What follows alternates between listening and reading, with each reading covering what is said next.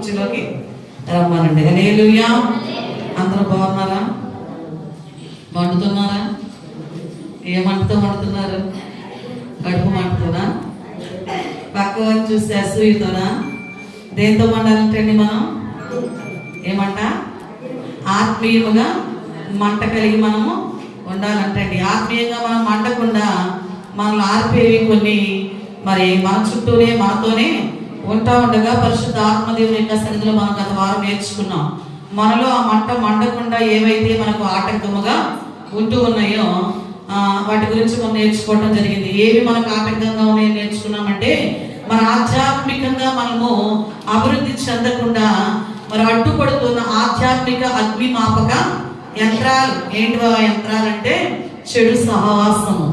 అందుకే దేవుని వాక్యం చెప్తున్నారు, దుష్టుల ఆలోచన చొప్పున నడువక పాపుల మార్గమున నిలువక అపహాసకులకు చెడు చోటు కూర్చుండగా యెహోవా ధర్మశాస్త్రమునందు ఆనందించుచు దివారాత్రము దాన్ని ధ్యానించువాడు ధన్యుడు. హల్లెలూయా, హల్లెలూయా.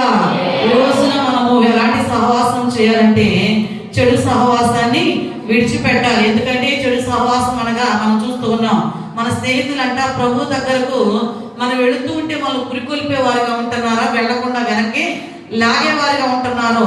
మరి ఆ క్రమంలోనంట మనం ప్రార్థన చేయడానికి ప్రయత్నిస్తున్నప్పుడు మన వెనక్కి లాగేటువంటి అగ్నిమాపక యంత్రంగా ఉన్న స్నేహితుడంట నువ్వు చేసే ప్రార్థనకు సారాంశాన్ని చెప్పేవాడుగా, నువ్వు ఉపవాసం ఉంటున్నావు అనుకో నీకు మంచి బిర్యానీ తయారు చేసేవాడుగా, నువ్వు ఆత్మీయంగా ఎదుగుతూ ఉన్నావు అనుకో వెనక్కి పట్టి వారి చెడు సహవాసమా లేకపోతే మంచి సహవాసమా? అది భౌతికంగా మనకు మంచి అనిపిస్తుంది. ఎందుకని మనం ఆకలితో ఉన్నాం కాబట్టి భోజనం పెడుతున్నారు, మనం ఎక్కలేని ఎక్కుతున్నాం కాబట్టి వెనక్కి లాగుతున్నారు అనుకుంటాం. కానీ అది దేవుని యొద్ద నుండి మనను లోకములోనికి తీసుకుని వెళ్ళేటువంటి సహవాసం అంటండి. హల్లెలూయా. రెండవదిగా మనం చూసినట్లయితే సరైనటువంటి అవగాహన లేకపోవటం, అంటే అజ్ఞానం. ఎంతగా దేవుని మాట వారి యొద్దకు వస్తూ ఉన్నా వీళ్ళకి అవగాహన లేదని ఒప్పుకోరు. నాకు సరిగ్గా అర్థం కాలేదని ఒప్పుకోకుండా ఏం చేస్తారంటే అజ్ఞానంతో, మిడిమిడి జ్ఞానం అంటారు కదా, ఈ జ్ఞానంతోనంట నేను పట్టుకున్న కుందేలకి మూడే కాళ్ళు అంటారంట తప్ప విడవచ్చును చూపించినా కూడా వారికి సరైన అవగాహన ఉన్నదంటండి. అలాంటి అజ్ఞానంలోనే అలాంటి ఇశ్రాయేలు ప్రజలు ఉండిపోయారంట. అలాంటి అజ్ఞానంలో ఉండటం వలనే హింస, వ్యభిచారము, అబద్ధము, విగ్రహారాధన ఇలాంటివన్నీ చేయడం వల్ల పరిశుద్ధ ఆత్మదేవుడు అంటున్నాడు వారితో, మీరు నాకు వ్యతిరేకముగా జ్ఞానముతో ఇలాంటి పనులు మీరు చేస్తూ ఉన్నారు కాబట్టి నేను మీ బిడ్డలను మీ కుమారులను మారుతును. అంటే మన అజ్ఞానం వల్ల ఎవరికి శిక్ష అంటండి? మన బిడ్డలకు శిక్షను కొని తెచ్చేవారు. మూడవదిగా లైంగిక అవినీతి. యోసేపు అలాంటి అవినీతి పనిలో పడిపోలేదు, కానీ ఒక తగలబడుతున్నటువంటి బిల్డింగ్ లోంచి పారిపోయే వ్యక్తులు ఎలా పారిపోతారో అక్కడ ఉన్న పరిస్థితులను చూసారా బయటకు పారిపోయాడంట. నాలుగవదిగా ప్రార్థన లేకపోవటం. ప్రార్థన అనేది ఎంత అవసరం మనం నేర్చుకుంటూ ఉన్నాం. పిల్లలు మాట్లాడకుండా ఉండేటైతే ఎదురు కూర్చోండి, లేకపోతే వెనక్కి వెళ్ళి కూర్చోండి. మొహమాటం ఏం లేదు. మన నిత్య జీవితానికి శ్వాస నిశ్వాసలు ఎంత అవసరమో ప్రార్థన కూడా అంతే అవసరం. శ్వాస నిశ్వాసలు తీసుకోకుండా నీవు బ్రతుకుతాను అన్న నమ్మకము ఏ ఒక్క వ్యక్తికి ఉండదంటారా? స్పెషల్గా ఈ వ్యక్తి స్పెషల్ అండి, శ్వాస పీల్చుకోకుండా మరలా వదలకుండా ఉండగలడు అని ఏ వ్యక్తిని గురించి మనం పర్టికులర్గా ఈ వ్యక్తిని చూపించలేదు. అది ఎంత సత్యమో, అది ఎంత సహజమైన ప్రక్రియో ప్రార్థన లేని జీవితము కూడా అలాంటిదేనంట. ఐదవదిగా ఆధ్యాత్మిక సోమరితనం. ఏ సోమరితనం అంటండి?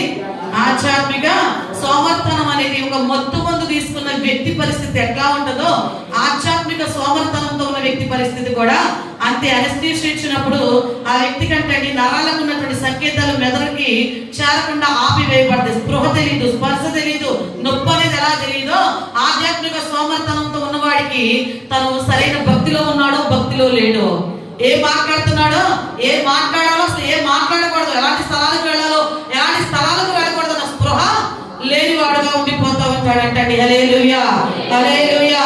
అయితే మనము ఆధ్యాత్మికముగా మండే వాళ్ళకి ఉండాలంటే మన సహవాసం ఎలా ఉండాలంటే నిజమైన స్నేహితుడిని మనము నిజమైన స్నేహితుడు ఎప్పుడు ఎలా ఉంటాడంటే తరచు గాయాలు రేపేవాడు. అంటే నువ్వు ఎక్కడ తప్పు చేస్తావు బెస్ట్, ఇది సరైంది, ఇలా మాట్లాడకూడదు, ఇలా చేయకూడదు. నిజంగా అది చెప్తే అందరూ యాక్సెప్ట్ చేస్తారా అంటే యాక్సెప్ట్ చేస్తారండి? దానికి ఎలా మాట్లాడాలా, దానికి అలాగా అనాలా అంటే సరి చేయడానికి, సరి చేయించుకోవడానికి మనిషి ఇష్టపడు. కానీ పగవాడంట లెక్కలేని ఏం చేస్తాడంట, నువ్వు ఏం చేసినా కరెక్టే, ఎట్లా వెళ్ళినా కరెక్టే అంటాడంట. అయితే ఈరోజు మనం ఎలాంటి మరి సహవాసాన్ని కలిగి ఉండాలంటే సరి అయిన సహవాస స్నేహితులను కలిగి ఉండాలి, మంచి జ్ఞానము కలిగి ఉండాలి, స్వచ్ఛమైన సంబంధాలు కలిగి ఉండాలి, ప్రార్థనా జీవితం, క్రమశిక్షణాయుతమైన భక్తి శ్రద్ధను మనం కలిగి ఉన్నప్పుడు అగ్నితో నీవు నింపబడాలి. అంటే ఇలాంటి గొప్ప లక్షణాలను, మంచి లక్షణాలు నువ్వు కలిగి ఉన్నప్పుడే పరిశుద్ధ ఆత్మదేవుడు అంట ఆ హృదయం అనేటువంటి బలిపీఠం మీదకి ఆయన దిగి వచ్చినప్పుడు నీవు ఎప్పుడు కూడా నిత్యము మండే వ్యక్తివిగానే. కొంతమంది కాసేపే మండుతారు. నీ మంటి రోజు ఎలా ఉంటుంది, వేటిని బట్టి నువ్వు మంట కలిగి ఉంటున్నావు, కానీ మిగతా అంటే భౌతికమైన వాటిని బట్టి నువ్వు మంట కలిగి ఉన్నా ఉండకపోయినా ఆత్మీయమైనటువంటి ఆ దృక్పథంతో ఆ యొక్క నిత్యము మండేటువంటి విధానం మనలోనికి నువ్వు నోరు తెరిచినా ఎప్పుడు కూడా ఎలా ఉండాలి. ఈ వారం అంతా కూడా మాతో పాటు కలిసి మండిన వాళ్ళు ఉన్నారు. అసలు ఈ వారంలో అసలు మాతో కలవకుండా ఆరిపోయిన వాళ్ళు కూడా ఉన్నారండి. హల్లెలూయా, హల్లెలూయా. అంటే మాతో కలిస్తేనే మీరు మండుతారని కాదు, కార్యక్రమాల గురించి చెప్తున్నా. అర్థమవుతుందా? దేవుని యొక్క సహవాసం ఎందును, రొట్టె విరుచుట ఎందును, ప్రార్థన ఎందును మీరు ఎలా ఉండాలంట, ఎడతెగక వండినప్పుడు నీలో మంట ఏమవుతుందండి, ఆల్రెడీ మండుతుంది. దానికి ఇంకా పొలం చేసినప్పుడు ఈ పొలం కూడా ఏమవుతాయి, మండుతూనే ఉంటాయి. అంటే నువ్వు ఎలా ఉండాలంటే ఇతరులను మరి మండించే వ్యక్తివిగా ఉండాలి, కానీ ఇతరుల ఆత్మీయ జీవితాన్ని ఆర్పే వ్యక్తిగా ఉండటానికి వీలు లేదు. హల్లెలూయా. అయితే నువ్వు మండాలంటే నీలో అసలు క్రీస్తు ఎవరో కూడా నీవు తెలుసుకోవాలిగా. నువ్వు తెలుసుకోవాలంటే మొదటిగా ఆయన్ని నమ్మాలి. నమ్మకుండా ఎవరు కూడా క్రీస్తు యొద్దకు వచ్చే అవకాశము లేదు. ఉందంటారా? నేను నమ్మకుండానే ఏదో వచ్చేసానన్న వాళ్ళు ఉన్నారా? మీ అందరికి ఒక నమ్మకం ఏంటంటే నా దేవుడు నాకు ఈ అనారోగ్యం నుంచి విడుదల ఇస్తాడు, ఈ ఆర్థిక సమస్య నుంచి విడుదల ఇస్తాడు, లేదా నా కుటుంబ సమస్య నుంచి నాకు విడుదలను ఇస్తాడు, లేదా నా బిడ్డల జీవితంలో ఈ అద్భుతాన్ని చేస్తాడు, మా కుటుంబంలో ఈ ఆశ్చర్య కార్యాన్ని. అంటే మనం అందరం కూడా ఒక నమ్మకంతో లేదా ఒక విశ్వాసంతో ఒక ధైర్యంతో ప్రభు దగ్గరకు వచ్చాం. అంతేనా? ఎంతమంది ఒప్పుకుంటారు? ఓకే. దేవుడు మీ అందరి జీవితాల్లో అలాంటి అద్భుతాన్ని జరిగించును గాక. నమ్మకము, విశ్వాసము లేదా ధైర్యం, దీన్ని మనం ఇంగ్లీష్ లో ఫెయిత్ ఆర్ ఫెయిత్ఫుల్నెస్ అంటారు. Faith or faithfulness. దీనిలో ఎన్ని అక్షరాలు ఉన్నాయంటే ఫెయిత్ఫుల్నెస్ లో దాదాపుగా 12 అక్షరాలు ఉంటాయి. ఏంటంట? విశ్వాసం అంటే 4 అక్షరాలే కనబడుతుంది కదా. నమ్మకం అన్నా కూడా 5 సున్నాతో కలిపి. ధైర్యం అంటే 3 అక్షరాలే ఉంటాయి. దీన్ని ఇంగ్లీష్ లో కనుక మనం చూస్తే ఫెయిత్ఫుల్నెస్ అంటే 12 అక్షరాలు మనకు కనబడుతుంది. FAITHFULNESS అంటే మొత్తము 12 అక్షరాలు కనపడతాయి. ఈ 12 అక్షరాల యొక్క వివరణ నేను చెప్తాను ఈరోజు. అమ్మో, 4 అక్షరాలకి 4 మాటలకి గంట 2 గంటలు అయిపోతుంది. పాస్టర్ 12 అక్షరాలకి 12 లెటర్లకి అర్థం చెప్పడం అంటే తెల్లవారిపోతుంది అనుకోవాలండి. సమయానికి నేను ముగిస్తాను. ఫెయిత్ఫుల్నెస్ లో ఫస్ట్ లెటర్ F అంటే ఫౌండేషన్, అనగా పునాది. నీకు విశ్వాసము, నీ విశ్వాస జీవితంలో, నీ నమ్మకములో లేదా నీ ధైర్యములో మొదటిగా నువ్వేం కలిగి ఉండాలయ్యా అంటే పునాది కలిగి ఉండాలంటండి. ఎఫ్ అనగా ఫౌండేషన్. ఫౌండేషన్ అంటే పునాది. పునాది నీవు కలిగి ఉండాలి అంటే నీ పునాది అసలు ఎవరిలో ఉండాలి?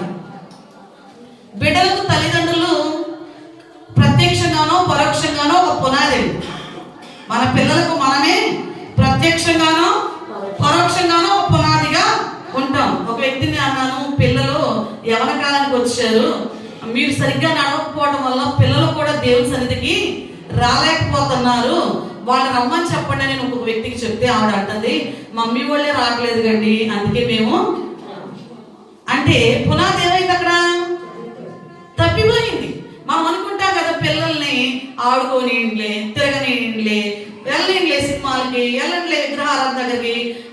మనం చూస్తూ ఉంటాం వినాయక చవితి అప్పుడు విగ్రహారాధన పెడితే వెళ్ళి తిన్నీళ్ళే, ఏమైంది, వెళ్ళి డ్యాన్స్ వేయనిలే, ఏమైంది అని వదిలిపెట్టేస్తూ ఉంటాం. నీ వదిలిపెట్టి నీ జీవితం ఒకనొక రోజు ఏమైపోతుందో తెలుసా? చిన్నప్పుడు వాడి హృదయంలో బీజాలు పడిపోయినాయి కదా. ఏమని? అమ్మోడి చర్చికి వెళ్ళినా నేను ఈ విగ్రహం దగ్గరకు వెళ్ళొచ్చు. అమ్మోడి చర్చికి వెళ్ళి నేను ఇక్కడ పలహారము తినొచ్చు. అమ్మోడి చర్చికి వెళ్ళి నేను ఇక్కడ డ్యాన్స్ చేయొచ్చు. ఈ బీజం ఏం చేస్తుందంటే వాడు టీనేజ్ లోకి వచ్చాక దాని వైపుకే వాడి హృదయం మొత్తం కూడా అట్రాక్ట్ అయిపోతుంది. కారణం ఎవరండి? ఈ పునాది సరిగా లేదు. ఈ పునాది సరిగా లేకపోవటం వల్ల ఈ బిడ్డలు ఈ విత్తనాలు ఏమైపోతా ఉంటాయంటే సరైన మార్గంలో ఎదుగుదల సరిగా ఉండకపోవటం వల్ల. అంటే ఈ రోజు మన జీవితంలో మన పునాది ఎలా ఉండాలంటే, ఒక ఇంటికి పునాది సరిగా లేదనుకోండి ఏమైపోతుందంట? గాలి వాన తుఫాను అనుకోకుండా భయంకరమైన వరదలు అలాంటివి వచ్చినాయి అనుకోండి, ఈ వరద ఉరవడికి ఏమైపోద్ది బిల్డింగ్? కారణం ఏంటి? పునాది సరిగా లేదు. ఏ సరిగా లేదు? పునాది సరిగా. నేను విశ్వాసమేనండి, నేను ప్రార్థనకి వెళ్తున్నానండి, వెళ్తున్నామని పునాది ఏది? ఈ పునాది ఏది? కొంతమంది అనుకుంటారు పునాది గట్టిగా ఉండాలంటే దాంట్లో నవధాన్యాలు వేయాలి, డబ్బులు వేయాలి. పాస్టర్ గారు రాకముందు తొందర అయిపోతుంది. ఎవరు రాకముందు? శంకుస్థాపన చేసేదేమో పాస్టర్ గారు. పాస్టర్ గారు రాకముందు తొందర అయిపోయి దీనిపైన మట్టే కనపడదు, లోపల ఉన్నాయి కనపడం. వీళ్ళేటప్పుడు ఎవరో చెప్తారు, పాస్టర్ గారు మీరు రాకముందే జరగాల్సిందంతా నీ పునాది ఏమైంది? అక్కడ తప్పిపోయింది. నువ్వు తప్పిపోయిన పునాదికి తర్వాత సేవకులతో ప్రార్థన చేయించినా ఆ పని జరగట్లేదన్నా, లేదా ఆగిపోయిందని ఏదైనా జరుగుతుందన్న ఆటంకానికి పైకి ఎవరు చూపిస్తావు? అయ్యో పాస్టర్ గారితోనే ప్రార్థన చేయించాను కానీ ఎందుకు వెళ్ళట్లేదు? దానికి సారాంశం, దానికి ఉన్న అంతరార్థం ఏంటో వాళ్ళకి తెలుసు. కానీ ఎప్పుడు ఎవరి మీదకి నెట్టేస్తారు? సేవకుల మీదకి. ఈ రోజు నీ పునాది ఏంటి? ఎలా ఉంటూ ఉంది?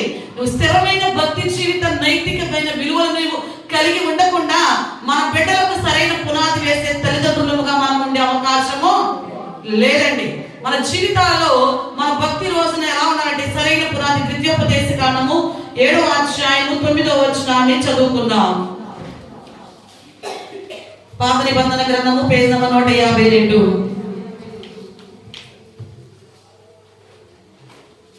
కాబట్టి నీ దేవుడైన యెహోవా తానే దేవుడననియు తను ప్రేమించి తన ఆజ్ఞలను అనుసరించి నడుచుకుని వారికి తన నిబంధనను స్థిరపరచువాడును, వేయి తరముల వరకు కృప చూపువాడును, నమ్మదగిన దేవుడనియు తను ద్వేషించు వారిలో ప్రతి వానిని బహిరంగముగా నశింప చేయుటకు వానికి దండన విధించువాడనియు నీవు తెలుసుకొనవలెను. హల్లెలూయా, హల్లెలూయా.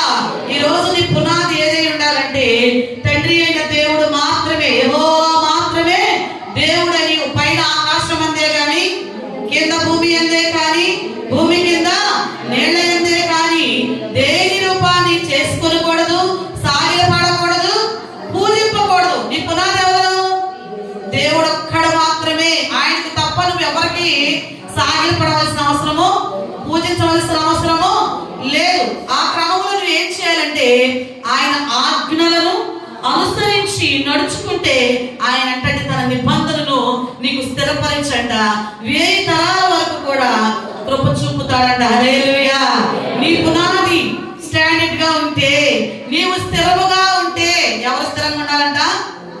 నీవు స్థిరముగా ఉంటే, నీ పునాది సరైనదిగా ఉంటే నువ్వేం చేస్తావంట? తప్పకుండా ఆయన ఆజ్ఞలను ఏమనుసరిస్తారు?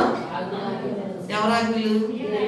కాదండి, మాకంటూ కొన్ని కండిషన్లు ఉన్నాయి, మాకంటూ కొన్ని ఉన్నాయి, వాటి ప్రకారమే మేము నడుస్తామనే వాళ్ళు కొందరు. దేవుడు అంటున్నాడు మీ పునాది సరైనదిగా ఉండాలి అంటే మొదట మీరు ఏం చేయాలి? ఈ భూమి మీద ఉన్న దేనికి మీరు మొక్కకూడదు, సాగిలపడకూడదు, దేని రూపాన్ని చేసుకోకూడదు. ఎందుకంటే చెప్తూ వచ్చి ఉన్నాం కదా, ఆకాశం మందు కానీ, భూమి మీద కానీ, భూమి కింద నేల ఎందే కానీ నేను తప్ప వేరొక దేవుడు. అది మొదటిగా మీరు గుర్తించాలి. మీ పునాది స్థిరముగా ఉండాలి, బలముగా ఉండాలి అంటే మొదటిగా మీరు ఆ దేవుణ్ణి గుర్తించాలి. గుర్తించి మీరు ఏం చేయాలంటే రెండవదిగా ఆయన ఆజ్ఞలను అనుసరించి నడిచే వారముగా. ఎక్కడున్నాయండి ఆయన ఆజ్ఞలు? నిర్గమకాండము 20వ అధ్యాయములో మీరు కనుక చదివితే మీకు కనపడతాయి. కొంతమందికి ఏమో ఆజ్ఞలు గోడ మీద చక్కగా అంటించుకుంటారు, కొంతమందికి ఏమో ఫోన్లో ఆ పైన పెట్టుకుంటూ ఉంటారు. కానీ వారి హృదయం అనే పలకం మీద ఆజ్ఞలు ఉండవు. నిజంగా వారి హృదయం అనే పలకం మీద ఆ ఆజ్ఞలు కనుక ఉంటే వారు తప్పిపోయేవారుగా. ఎందుకంటే అవి నిత్యము కూడా మొండుతూ ఉంటాయి. అవును, ఇది నేను చేయకూడదు, ఈ రోజు ఇక్కడ ఉండాలి, ఈ రోజున పలానా చోట ఉండడానికి వీలు. ఎందుకని? ఈ 2.5 గంటలు ఎవరేం చెప్పుకున్నాం పోయిన వారం? మరి ఈ వారం అంతా కూడా మీరు ప్రతిరోజు 2.5 గంటలు దేవుడికి ఇచ్చామన్న వాళ్ళ చేతులు ఎత్తండి. సోమవారం నుంచి ఆదివారం వరకు ఏ రోజు 2.5 గంటలు ఆ రోజు ఆయనకి ఇచ్చామండి అన్న వాళ్ళ చేతులు ఎత్తండి. మీ చేయి బాగా ఎత్తాలా అంటే మిగతా వాళ్ళందరూ వెళ్ళేటప్పుడు మీరు ఎన్ని గంటలు దేవునికి బాకీ ఉన్నారో అన్ని 100 కట్టి వెళ్ళండి. నేను గేట్ దగ్గర కూర్చుంటే ఇప్పుడు లిడియా ఒక్కటే కదా చేయెత్తింది, అవునా? అని మీరు అందరూ బాకీ ఉన్నారా లేదా? ఏసైకి రోజుకు 2.5 గంటలు అంటే 7 2 14, 7 ఆఫ్లు ఎంత? 3:30, 17:30. అంటే ఈ రోజు ఉన్నారు కాబట్టి నేను ఇంత సెట్ చేసుకుంటారులే. 17:30 గంటలు అంటే మీరు ఒక్కొక్కరు ఎంత కట్టాలి? 1750 రూపాయలు బిల్లు పే చేసే బయటికి వెళ్ళండి, లేకపోతే గేట్లు క్లోజ్ చేసి మీరు అందరూ ఇక్కడే ఉంటారు. అంతేనా? ఎందుకని? ఆయన బాకీ ఆయనకి ఇవ్వట్లేదు, మీరు ఇవ్వట్లేదు కాబట్టి మీకు పనిష్మెంట్ ఇస్తే తప్ప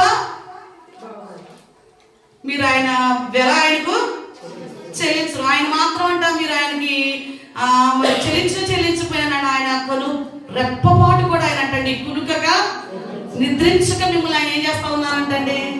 కాపాడుతూనే ఉన్నాడు. మరి అంతగా కాపాడే దేవునికి ఎందుకని మీరు ఎలా చెల్లించగలరా? స్కూల్ ఫీజు చెల్లించాలి, కాలేజ్ ఫీజు చెల్లించాలి అని మనకి మెసేజ్ పెడతారు. ఇన్ టైం పలానా టైంలో కట్టాలి అని చెప్తారు. మనం ఎలా చెల్లిస్తామా చెల్లించమా? ఏమండి పేరెంట్స్ మీరు చెప్పండి, నోరు తెరవండి. ఫీజు చెల్లిస్తున్నారా చెల్లించట్లేదా? చెల్లించకపోతే కింద నోట్ రాస్తారు. ఏదో చదువుకునేప్పుడు నోట్ అనగా నోట్లో రాసుకుంటారా అంటారే, నోట్ అని పెట్టి కింద రాస్తారు. ఏమని?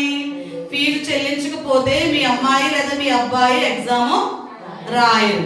అప్పుడు వెంటనే మనకి ఏం కలుగుతుంది? లోపల చోటలు పట్టుకొస్తాయి, భయం. అమ్మో ఇంతమందిలో నా బిడ్డను నిలబెట్టేస్తారేమో, ఎంతమందిలో నా బిడ్డ తల వంచుకుని ఉండాలేమో అని ఏం చేస్తాం? సప్పో తెచ్చేసి ముందు ఫీజు కట్టేస్తాం, అవునా? మరి ఏసైతే ఎందుకని చెల్లించగలా? ఖర్చుతో కూడింది ఏం కాదుగా. ఖర్చు పెట్టాలి 2.5 గంటలు అంటే మీరు ఏమన్నా వెల చెల్లించాలా?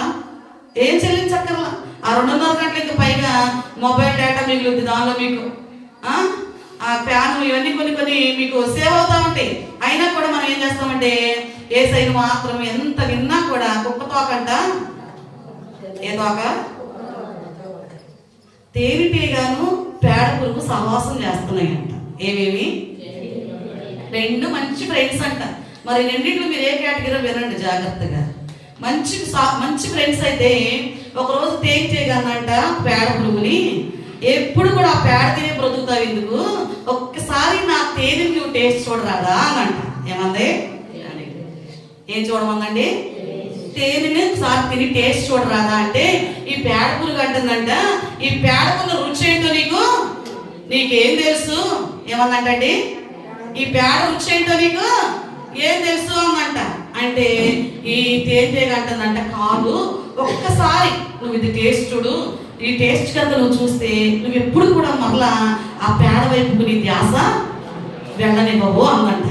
అంటే ఈ పేడ పురుగు అంటుందంట, వద్దు చిచ్చి అసలు అదేమి బాగోదు, దాని చుట్టూ చూడు మీరు ఎట్లా గుమ్మిగూడు ఉన్నారు, నా స్మెల్ ఉందో చూసావా, నేను తినే ఈ ఫుడ్ స్మెల్, అసలు దీని గురించి నీకు తెలియదు అని అంటే ఒక రోజు అంట బలవంతం చేసి తేనెటీగ ఏం చేసిందంటే పేడ పురుగుకి ఆ మంచి తేనెను ఇచ్చిందంట. ఇచ్చినప్పుడు అది సపరించింది, ఏం బాగుంది ఇది, దీనికంటే నేను తినే ఆహారం ఈ పేడే బాగుందన్నమాట. ఇదేంటి తినా అంటుందని మరలా కొన్ని రోజులు అయ్యాక మరలా దాని టేస్ట్ చూపించడానికి ఈ తేనెటీగ ప్రయత్నం చేసి మరలా తినిపించిందంట. అప్పుడు కూడా నువ్వు ఇచ్చిన ఈ తేనె కంటే ఈ పేడే నాకు రుచిగా ఉంది అన్నట్ట. ఏం బాగుందంటండి? తేనె కంటే పేడే టేస్ట్ గా ఉంది అన్నట్ట. ఏంటిది ఇలా అంటుంది అనుకుని ఈ పేడ పురుగు అన్నట్ట, ఒకసారి కావాలి నువ్వు నా టేస్ట్ చూడు, నేను తినే ఆహారాన్ని నువ్వు టేస్ట్ చేయి అన్నట్ట. సరే ఇది ఏంటి అసలు ఇట్లా అంటుందని టేస్ట్ చేస్తే దానికి అక్కడికక్కడే వామిటింగ్ అయినంత పని అవి కక్కుకుందంట. కక్కుకుని నాకు ఇది అర్థంట, ఇది ఎంత భయంకరమైన స్మెల్ వస్తా, ఎంత దుర్వాసనతో ఉంటే ఇది బాగుందంటుంది అని అంట. ఈ హనీబీ అందంట ఆ పేడ పురుగుని, ఒక్కసారి నీ నోరు తెరవే అన్నంట. ఏమంది? ఒకసారి నీ నోరు తెరువు అన్నంట. నోరు తెరిస్తే దాని బొగ్గు మీద ఎంత పేడ ఉందంట లోపల. ఏముంది? దాని బొగ్గు లోపల. అంటే పక్కన పేడ ఉంచుకుని ఏం చేస్తున్నది? ఆ తేనె తింది. కాబట్టి దీనికి తేనె యొక్క వాల్యూ అనేది ఏం తెలియలేదు.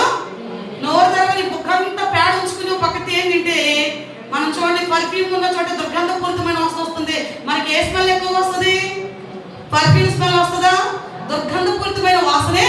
అప్పుడు దీనికి అర్థమైంది ఏమని, దీని లోపల ఏదైతే ఉండకూడదు అది ఉంచుకుని తేనె తింటం వల్ల దీని విలువ తెలియడంలా అని అంట.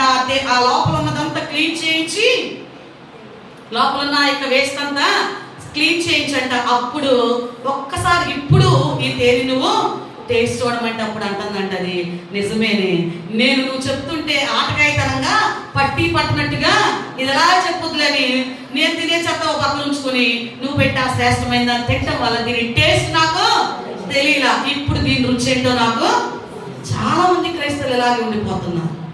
ఒక పేడ పురుగు ఎలాగైతే దాని యొక్క ఇష్టాన్ని తను రెగ్యులర్ గా తీసుకుని ఆ ఫుడ్ని పక్కన ఉంచుకుని విలువైన దాన్ని తిన్నా కూడా దాని విలువ ఎలా తెలుసుకోలేదో, నేటి సమాజంలో అనేక మంది క్రైస్తవులు వారి యొక్క నీచమైన తుచ్చమైన ఇచ్చలను, వారి యొక్క విధానాలను, అలవాట్లను, ఆలోచనలు ప్రక్కన ఉంచుకుని దేవుని మాట వినటం వల్ల ఏమవుతుందో తెలుసా, ఈ విలువేంటో వారికి అర్థము కావటల. ఈ వాక్యం యొక్క విలువేంటి, ఈ మాట యొక్క విలువేంటి పిల్లలకు కూడా అర్థంగా చాలా సార్లు చెప్తూ ఉంటే ఇలా చేయకూడదు, ఇలా వెళ్ళకూడదు అంటే వాళ్ళు లక్ష్య పెట్టారు. దెబ్బ తగిలిన రోజు దాని యొక్క విలువేంటో తల్లిదండ్రులు చెప్పే మాట యొక్క ఆ విలువేంటో వారికి అర్థమవుతూ ఉంటది. అవును, నేటి సమాజంలో సరైన పునాదిని వేసుకోవాలంటే నువ్వు విడిచిపెట్టవలసిన వాటిని మొదటగా విడిచిపెట్టాలి. విడిచిపెట్టకుండా నేను వీటినే కలిగి ఉంటూ దేవుని మాటను ఇక్కడ ఉన్నంతసేపు దేవుని మాటను విని సేవ్ చేసి రోగం చేసి బయటకు వెళ్ళాక నువ్వు యథారాజ తదా ప్రజ అంటే నీ కుటుంబంలో వాళ్ళు అంటారు ఇక్కడికి వచ్చినంతసేపేనండి భక్తి, ఇంటికి వస్తే వీళ్ళ బ్రతుకుల్లో మార్పేమి,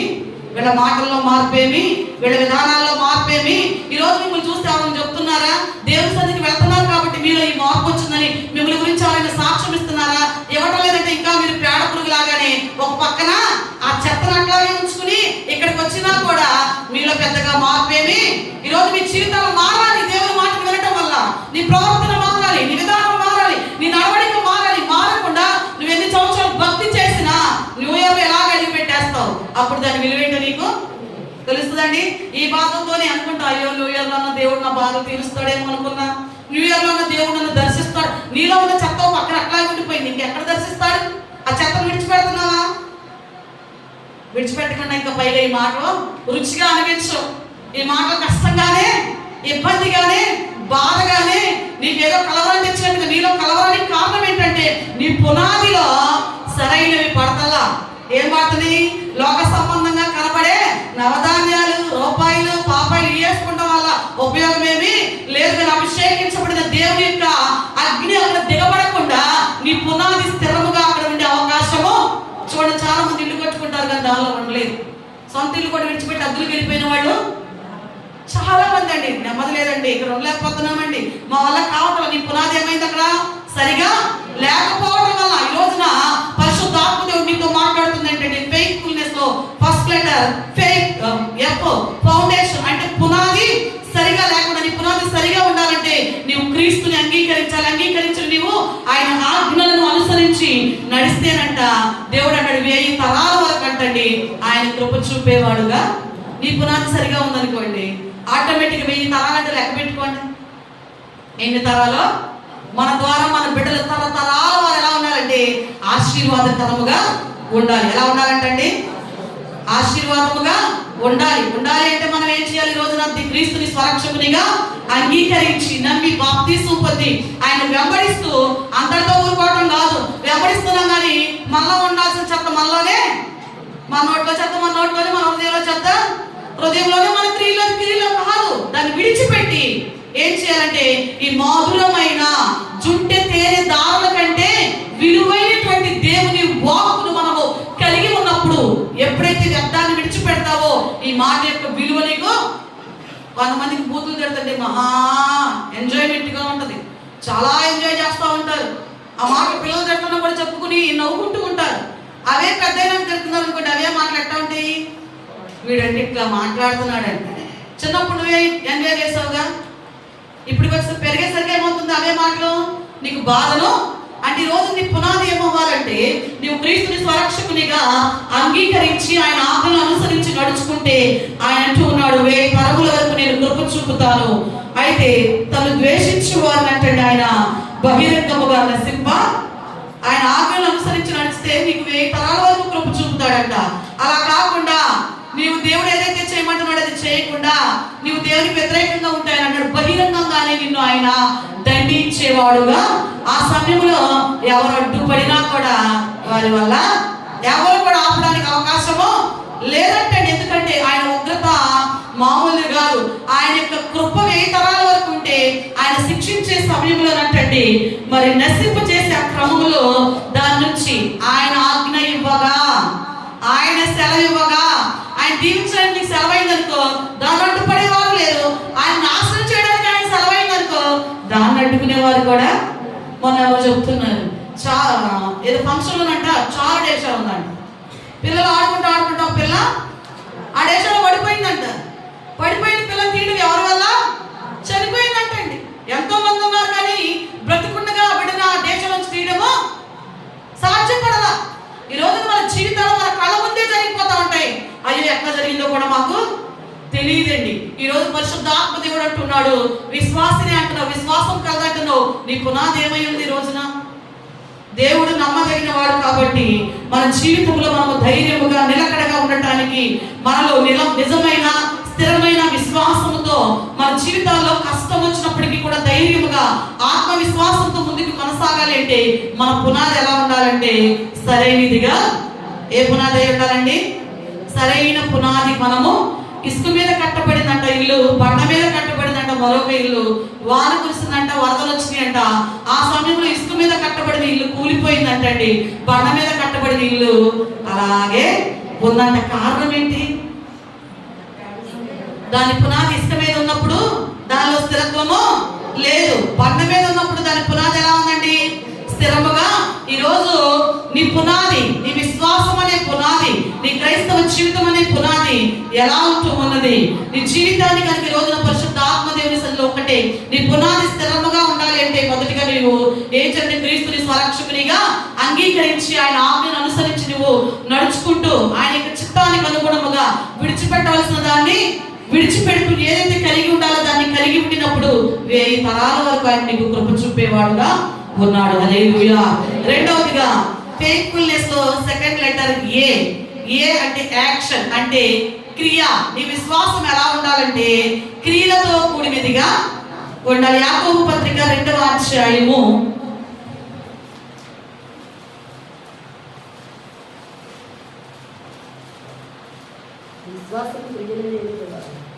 14వ వచనాన్ని చదువుకుందాం. 14 నుండి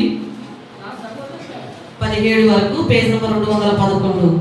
నా సహోదరులారా, క్రియలు లేనప్పుడు ఎవడైనను తనకు విశ్వాసము కలదని చెప్పిన యెడల ఏమి ప్రయోజనము? అట్టి విశ్వాసము అతన్ని రక్షింపగలదా? సహోదరుడైనను సహోదరి అయినను దిగంబరులై ఆనాటికి భోజనం లేక ఉన్నప్పుడు మీలో ఎవడైనను శరీరములకు కావలసిన వాటిని ఇయ్యగా సమాధానముగా వెళ్ళుడి, చలికాచుకునుడి, తృప్తి పొందుడని చెప్పిన యెడల ఏమి ప్రయోజనము? అలాగే విశ్వాసము క్రియలు లేనిదైతే అది వంటిగా ఉండి మృతమైన నగును. అయితే ఒకడు నీకు విశ్వాసం ఉన్నది, నాకు క్రియలు ఉన్నవి, క్రియలు లేకుండా నీ విశ్వాసము నాకు కనపరచుము, నేను నా క్రియల చేత నా విశ్వాసమును నీకు కనపరుదునని చెప్పాను. హల్లెలూయా. విశ్వాసం అనేది అంటండి మాటలతో కాదంట. ఎలా కనిపించాలంట? క్రియలతో కూడినదిగా. ఎవరన్నా ఒక వ్యక్తి అంటే ఆకలితో నీ దగ్గరకు వచ్చినప్పుడు లేదా చలికి తట్టుకోలేక దిగంబరులుగా వచ్చినప్పుడు అంటండి, నీకు నా మీద నీ మీద నాకు చాలా ప్రేమ ఉంది కానీ జాగ్రత్తగా వెళ్ళండి, అది అక్కడ చలి కాచుకోవడానికి మంట ఉంది, ఆ మంట దగ్గరికి వెళ్ళి చలి కాచుకోండి అని చెప్తే అది విశ్వాసం అనబడదంట. అలాంటి వ్యక్తికి నువ్వేం చేయాలంటే ఆకలితో ఉన్నప్పుడు పట్టడు ఆహారం పెట్టి నీకున్న దానిలో వస్త్రాలు ఇస్తే అది క్రియలతో కూడిన విశ్వాసం అంటండి. అయితే ఈ రోజున క్రియలు లేకుండా ఉన్న విశ్వాసం అంట మృతమైనదంట. హల్లెలూయా.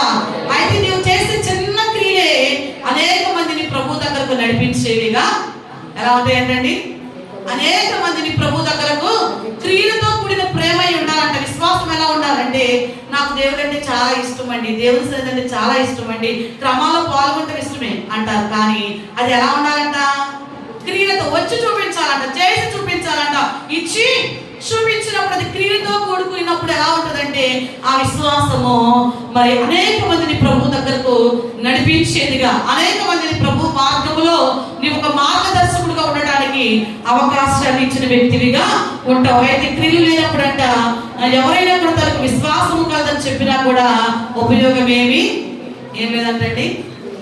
ఒకరు మన ఇంటికి వచ్చారనుకోండి, వచ్చినప్పుడు వాళ్ళని నువ్వు ప్రేమతో పలకరించినా చాలు.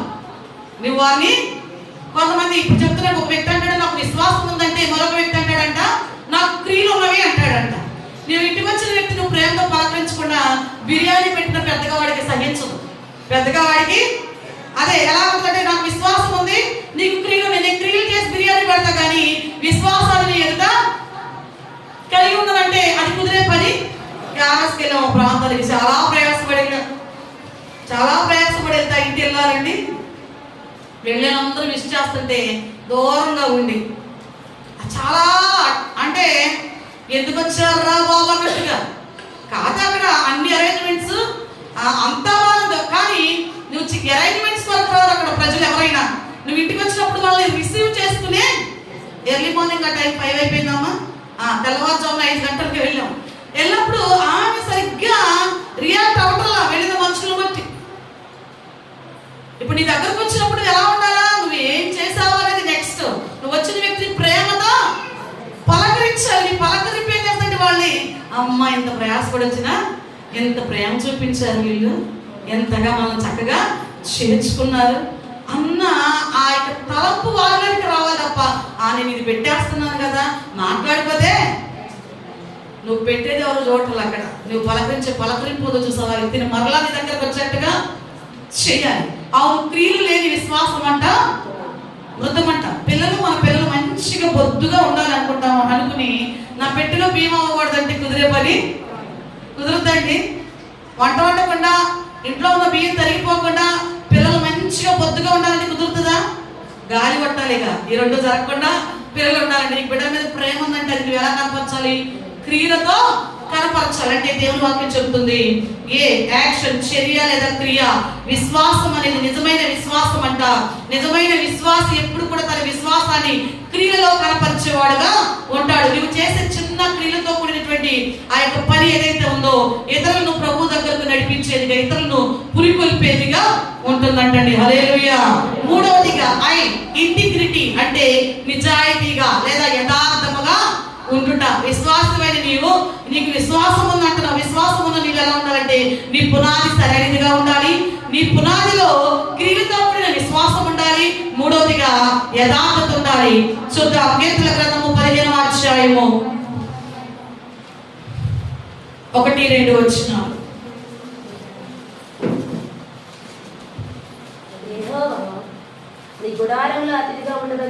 యెహోవా నీ గుడారములో అతిథిగా ఉండదగిన వాడెవడు? నీ పరిశుద్ధ పర్వతము మీద నివసింపదగిన వాడెవడు? యథార్థమైన ప్రవర్తన కలిగి నీతిని అనుసరించుచు హృదయపూర్వకముగా నిజము పలుకువాడే. హల్లెలూయా. నీ యొక్క విశ్వాసానికి మరొకటి అవసరం ఏంటంటే యథార్థత. ఏంటండి? యథార్థత. నువ్వు మాట్లాడే మాటల్లో యథార్థత ఉండాలి, నీ క్రియలలో యథార్థత ఉండాలి, నీ ఆలోచనలో యథార్థత ఉండాలి. ఒక వ్యక్తిగత జీవితంలో స్థిరమైన విశ్వాసానికి గుర్తు ఏంటంటే యథార్థత. చాలా మంది అంటారు వీళ్ళు ప్రార్థన చేస్తున్నాం అంటారు, కానీ నోరు తెరిస్తే అన్ని ఆ డాష్ లో మీరు కంప్లీట్ చేయండి. ఏమంటా అన్ని మేము ప్రార్థన చేస్తున్నామండి, 7 గంటల ప్రార్థనలో ఉంటున్నాం, ఆన్లైన్ ప్రేయర్ లో ఉంటున్నాం, ఇంటింట కోడికల్లో ఉంటున్నాం, క్రమాల్లో ఉంటున్నాం అంటారంట. నోరు తెరిస్తే మాత్రం అన్ని అబద్ధాలే. ఏంటంటే అన్ని అబద్ధాలేనంట. ఈరోజు నువ్వు నోరు తెరిచినప్పుడు నీ నోటి నుంచి వచ్చే మాట ఎదుటి వ్యక్తి వినటానికి ఇష్టపడకపోతే కారణం ఏంటంటే నువ్వేం చెప్తున్నావు? ప్రతిసారి అబద్ధం. ఈ అబద్ధాన్ని కప్పిపెట్టుకోవడానికి మరొక అబద్ధం. ఈ అబద్ధాలతో ఆనాడు అలాంటి అబద్ధము చెప్పిన అననయ సప్పీరా ఏమయ్యారు? మనందరికీ యథార్థతను కోల్పోవటం వల్ల అపవాది చేత ప్రేరేపించబడిన వారై ఈ రోజున నీ జీవితమును, నీ నోట అబద్ధాలు వస్తున్నాయి. నువ్వు ఎవరి చేత ప్రేరేపించబడుతున్నావు? ఎవరి చేత అండి? అపవాది చేత.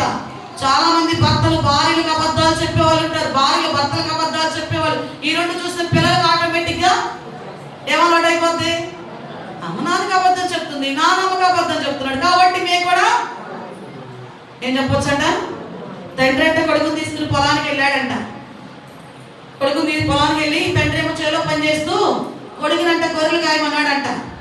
కాయమన్న క్రమంలో వీడు ఏం చేశాడంట? ఆటకైతనంగా బాబోయ్ పులి అన్నాడంట. ఏమన్నాడంట? అనగానే పలుతులు పెట్టాడంట. తండ్రి గబాబా పరిగెత్తుకొచ్చాడంట. వచ్చి చూస్తే అక్కడ పులి లేదంట. ఏంట్రా అంటే అప్పుడు ఈ కొడుకు అంటున్నాడంట, పులి లేదు గిరి లేదు అన్నాడంట. మళ్ళా తండ్రి వెళ్ళి కూర్చుని అక్కడ పని చేసుకుంటున్నాడంట.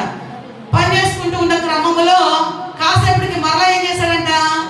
బాబోయ్ పులి అంటే అమ్మో నిజంగానే మళ్ళీ ఇప్పుడు వచ్చిందేమని మళ్ళీ అందరూ పరుగు తీసుకుంటే మళ్ళీ అంటున్నాడు నవ్వుతా, పులి లేదు.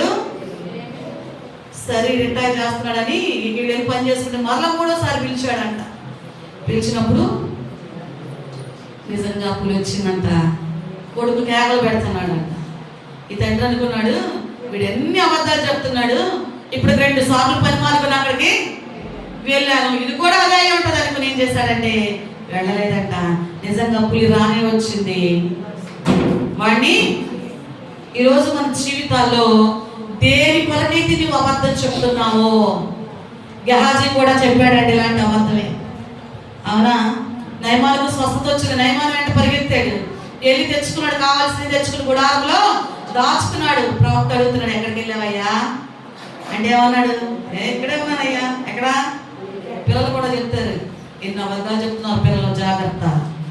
ఎవరైతే ప్రేరేపణలో మీరు ఉన్నారో తెలుసా? అపవాది యొక్క ప్రేరేపణలో మీరు ఎవరి ప్రేరేపణలో ఉన్నారు? అపవాది ప్రేరేపణలో అబద్ధం చెప్తున్న వారిని అంటున్నాను. మీరు ఎవరున్నారో మీకు తీరుగా. అపవాది ప్రేరేపణ మేరకు ఎల్లడికి హాజరు తెచ్చుకున్నాడు. తెచ్చుకున్న తర్వాత అంటున్నాడు, ఇక్కడేమున్నానయ్యా అంటే అప్పుడు ప్రవక్త అన్నాడు, నా ఆత్మ నీతో కూడా ఏంటండి, మన ఆత్మ మన పిల్లలు తప్పు చేస్తున్నప్పుడు ఎలా భయం, అమ్మో తిడతారేమనుకుంటారు, ఇది చేయకూడదు అనుకోరు. భయపడతాట్టుగా కొంతమంది అతి వినయం నటిస్తారు, దెబ్బ పడిపోద్దేమో అని. ఇది చేయొచ్చో చేయకూడదు అని అనుకోరు, పైకంటారు అమ్మనో నాన్న వినం చేస్తారు ఆ పనిలో. కారణం ఏంటంటే వీళ్ళు ఎవరి ప్రేరేపణలో ఉన్నారు? అపవాది యొక్క ప్రేరేపణలో ఉన్నారు. కాబట్టి మరి గెహాజీతో ప్రభు అక్కడ ప్రవక్త అన్నాడు, ఏ వ్యక్తి దగ్గరికి వెళ్ళి నువ్వు సొమ్ములు తెచ్చుకున్నావో ఆ వ్యక్తిని విడిచిపెట్టినటువంటి రోగము నీకును నీ సంతతి వారికి ఏం తెచ్చుకున్నాడండి? అబద్ధం వలన. ఒకళ్ళ అబద్ధం వల్లనేమో అన్నయ్య సప్పీరా చనిపోయారు, రెండో వ్యక్తి ఏమో కుష్టు రోగమును తెచ్చుకున్నాడు. అంటే ఈ అబద్ధానికి కారణం ఏంటి? వాళ్ళ నిజాయితీ, లంచగొండితనం. నేను చూడండి, ఒక పని అవ్వాలంటే మనకు కొన్ని చోట్ల ఆ లంచం ఇస్తే తప్ప, అవునండి, మనకు ఆ పని 10 రూపాయలతో అయిపోద్ది. ఆ లంచాల వల్ల 1000 రూపాయలు పెట్టిన ఆ పని. కారణం ఏంటంటే నేటి సమాజంలో నిజాయితీ లేదు, యథార్థత లేదు. కుటుంబాల్లో ఆ యొక్క ఆఫీసుల్లోనే కాదు, నేటి కుటుంబాల్లో కూడా యథార్థత లేదు. యథార్థత లేకపోవడం వల్లే అంటారు కుటుంబం అంతా కష్టపడుతున్నా ఏమి మిగటల. కారణం ఏంటో తెలుసా? నాది నాకే, నీది నీకే. ఇంకెక్కడ కుటుంబం కట్టబడుతుంది? ఇంకెక్కడ ఆశీర్వాదకరముగా నీ కుటుంబంలో యథార్థత లేకుండా నువ్వు ఎంతగా ప్రయాసపడినప్పటికీ కూడా ఆశీర్వాదము. ఆనాడు యోబు యథార్థవంతుడు, నీతివంతుడు, దేవుని యందు భయభక్తులు కలిగిన వాడు, చెడుతనమును విసర్జించిన వాడు. ఆ కుటుంబాన్ని దేవుడు ఎంతగా ఆశీర్వదించాడంటే ఆ ఊరు దేశంలోనే అంత ధనవంతుడు లేదంటే. ఈ రోజు నువ్వు అలాంటి యథార్థత కలిగి ఉంటే దేవుడు నిన్ను తప్పక దీవిస్తాడు. Hallelujah. Next letter T. T for trust అంటే నమ్మకం. ఏమన్నారంట? నమ్మకము. సామెతల గ్రంథము 3వ అధ్యాయము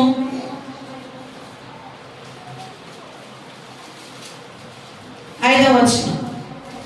నీ స్వబుద్ధిని ఆధారము చేసుకొనక నీ పూర్ణ హృదయముతో యెహోవా యందు నమ్మకం ఉంచుము. నీ ప్రవర్తన అంతటి యందు ఆయన అధికారములకు ఒప్పుకొనుము. అప్పుడు ఆయన నీ ద్రోవలను సరళము చేయును. నేను జ్ఞానిని కదా అని అనుకొనవద్దు. యెహోవా యందు భయభక్తులు కలిగి చెడుతనమును విడిచిపెట్టుము. హల్లెలూయా. 4వదిగా ట్రస్ట్, నమ్మకం. అంటే మీ జీవితంలో అన్ని విషయాలు కూడా ఎవరి చిత్తానికి అప్పగించుకోవాలంటే దేవుని చిత్తానికి. ఎవరి చిత్తానికి అప్పగించుకోవాలంటే దేవుని చిత్తానికి. మనము నీవు నిజంగా నాలో ఇంత విశ్వాసం ఉందని, నా దేవుడు నా పక్షాన ఇలాంటి అద్భుతాలు చేశాడని నువ్వు నమ్మి ప్రభుని స్వరక్షకుడికి అంగీకరించావు కదా. అంగీకరించి నువ్వు ఏం చేయాలి? టోటల్ గా నీ లైఫ్ ఎవరి చేతిలో పెట్టాలా? దేవుని చేతిలోనికి పెట్టేయాలి. పెట్టేసినప్పుడు పరిశుద్ధ ఆత్మదేవుడు అంటున్నాడు ఈ రోజునంట విశ్వాసము నమ్మకం అనేవంట. మనం చూస్తాం హైదరాబాదు సికింద్రాబాదు జంట నగరాలు అంటాం కదా, విశ్వాసము నమ్మకం కూడా అంటే విడదీయరానివంట. భార్య భర్తలు దేవాక్యం ఏమంటుంది? జతపరిచిన వారు ఎవరు కూడా విడదీయరాదని ఎలా చెప్తుందో, విశ్వాసము నమ్మకం అనేవి కూడా అలాంటివి. మన కన్ను కంటిలో ఉన్న నీరు కూడా అలాంటివే. ఎందుకని సంతోషం వచ్చినా మన కళ్ళ నీళ్ళు వస్తాయి, దుఃఖం వచ్చినా అదేంటంటే సంతోషం వచ్చినా ఎందుకు ఏడుస్తున్నారంటే అది షేర్ చేసుకుంటుంది ఎవరితో? కన్ను ఆ యొక్క దుఃఖంతో షేర్ చేసుకుంటుంది. అంటే ఈ రోజు విశ్వాసము నమ్మకం అనేవి ఏంటి అంటే విడదీయరాని. ఎందుకంటే దేవుని ప్రణాళికను విశ్వసించి మనం నమ్మకంగా ఉండాలి. మనలో మరి కొన్ని కంట్రోల్లో ఉండవలసిన కంట్రోల్లో ఉంటేనంటండి నిత్యంగా మనం నమ్మకం కలిగి. ఎలాగ ఒక పాస్టర్ గారంట ఒక చోట వాక్యం చెప్పడానికి పిలిచారంట. ఆ సేవకుల ప్రార్థన ద్వారా గొప్ప కార్యాలు జరుగుతాయంట, అద్భుతాలు చేస్తారంట అని విని ఒక ఆవిడ ఆ ప్రసంగం వినడానికి వచ్చిందంట. పాస్టర్ గారు మీటింగ్ అంతా అయిపోయిన తర్వాత ప్రార్థన చేయించుకోవడానికి ఆ విశ్వాస పాస్టర్ గారి దగ్గరకు వచ్చి, అయ్యా మీరు ప్రార్థన చేస్తే అద్భుతాలు జరుగుతాయంట కదా అని విని నేను మీ దగ్గరకు వచ్చానయ్యా. మాటలు బట్టి నాకు మీ మీద చాలా నమ్మకంతో ఇక్కడికి వచ్చా. అంటే నేను పూర్తిగా నమ్మేశాను మిమ్మల్ని, మీ మీద ఆధారపడి ఇక్కడికి వచ్చా. ఈ రోజు నా జీవితంలో ఈ కార్యం జరుగుతుందని నమ్మి ఇక్కడికి జాగ్రత్తగా విన్నాం. ఎందుకు వచ్చిందంట? ఈ కార్యం జరుగుతుందని నమ్మి ఇక్కడికి వచ్చా. లేకపోతే నేను ఈ పాస్టర్ పెట్టి మీటింగ్కి వచ్చేదాన్ని కాదన్నట. సరే ఈయన అన్నారంటే చెప్పమ్మా ఇంతకీ నీ అవసరం ఏంటి, నువ్వు ఏ నమ్మకంతో వచ్చావో చెప్పావు బాగుంది, నీ అవసరం ఏంటో చెప్పమ్మా అంటే, పాస్టర్ గారు మీరు నా తల మీద చేతుల నుంచి ప్రార్థన చేయండి అంది. ఎందుకు అవసరం ఏంటమ్మా అని అన్నారంట. ఆ జుట్టంతా తెల్లగా అయిపోయిందంట. జుట్టంతా మీరు ప్రార్థన చేసి ముగించే లోపు నా తెల్ల జుట్టు నల్లగా అయిపోవాలండి అన్నంట. ఏమన్నంట? తెల్ల జుట్టు నల్లగా అయిపోవాలండి. పాస్టర్ అన్న మాది ఎట్లా సాధ్యం అమ్మా, తెల్లబడిపోయింది నల్లదైపోవడం? అది దేవుడికి తెలుసమ్మా. నీ తల వెంట్రుకలు ఒకటి నెరిటి కూడా ఆయనకు తెలుస్తుంది, ఆయన చిత్తమై ఉండగా అది ఎట్లా సాధ్యం అమ్మా అంటే, నాకు అదంతా అనవసరం అండి, మీరు ప్రార్థన చేయాలి, నా జుట్టు నల్లగా అయిపోవాలి. నేను ఆ నమ్మకంతో ఇక్కడికి, మీరు చెప్తున్నారు గుడ్డిగా నమ్మమని, గుడ్డిగా నమ్మి అడిగితే దేవుడి కార్యాన్ని చేస్తాడన్నారు కాబట్టి మీరు నాకు ప్రార్థన చేయాల్సిందే. చేసిన వెంటనే నా జుట్టు ఏమవ్వాలి? ఈ పాస్టర్ గారికి ఒక పరీక్ష ఏంటంట, సరే ఆ తల మీద చేతులు ఉంచు ప్రభువా, ఈ బిడ్డ కోరిక నువ్వు విన్నావు కదా, నీ చిత్తాన్ని నీ పక్షాన నెరవేర్చు, నీ చిత్త మీద అదే జరిగించయ్యా అని ప్రార్థన చేసి ఆమె అన్నాక ఇవన్నంట ఇంటికాడ వేరే పాస్టర్ గారికి వెళ్ళారుగా, ఆ పాస్టర్ గారిని పాస్టర్ గారు ఒకసారి అర్థం ఇవ్వమన్నారంట. ఏమన్నంట? ఒకసారి అర్థం ఇవ్వమంటే అర్థంలో చూసుకుందంట. ఆ జుట్టు యాసిటీస్ ఎట్లా ఉందో అలాగే ఉన్నట్టు. అప్పుడు అంటుందండి ఈవిడ, మీరు సరిగ్గా నాకు ప్రార్థన చేయలే, మీరు సరిగ్గా చేస్తే నా జుట్టు నల్లగా ఏమైపోయేదంట. ఈ కోరిక ఎంతమంది ఉన్నారు ఇక్కడ? ఇట్లాంటి కోరిక ఎంతమంది ఉంటారు ఇక్కడ? మీలో ఉన్నారా? మీరు చెప్పరుగా ఉండే ఉంటారు. ఈ కోరిక ఏది? ఆ తెల్లవన్నీ నల్లగా. అది కాదండి, నమ్మకం ఉంచండి. ఇలాంటి సిల్లీగా జోక్గా క్యాజువల్గా కాదు. మన నమ్మకం ఒకటి అంటూ ఉంది. మృతతుల్యమైన ఉడిగిన శారాను దర్శించిన దేవుడు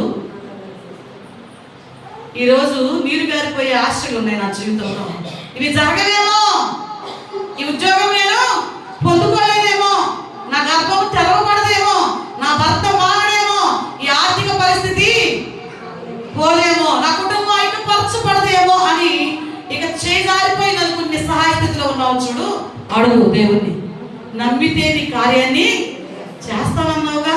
ఆనాడు శారము చేసావు, నాకు కూడా ఎలిజబెత్ అమ్మకి చేసావు, అన్నా గర్భాన్ని తెరిచావు, చనిపోయిన లాజరును లేపావు కదయ్యా. నా పట్ల ఈ కార్యాన్ని చెయ్యి. నువ్వు అడుగు నమ్మకంతో, తప్పక దేవుని పక్షాన గొప్ప కార్యాన్ని చేస్తాడు. ఇప్పుడు ఎన్ని లెటర్స్ అయినాయి? FAITH, హోప్, నిరీక్షణ. ఏంటంటండి? నిరీక్షణ. హెబ్రీయులకు రాసిన పత్రిక 10వ అధ్యాయము 23వ వచనం.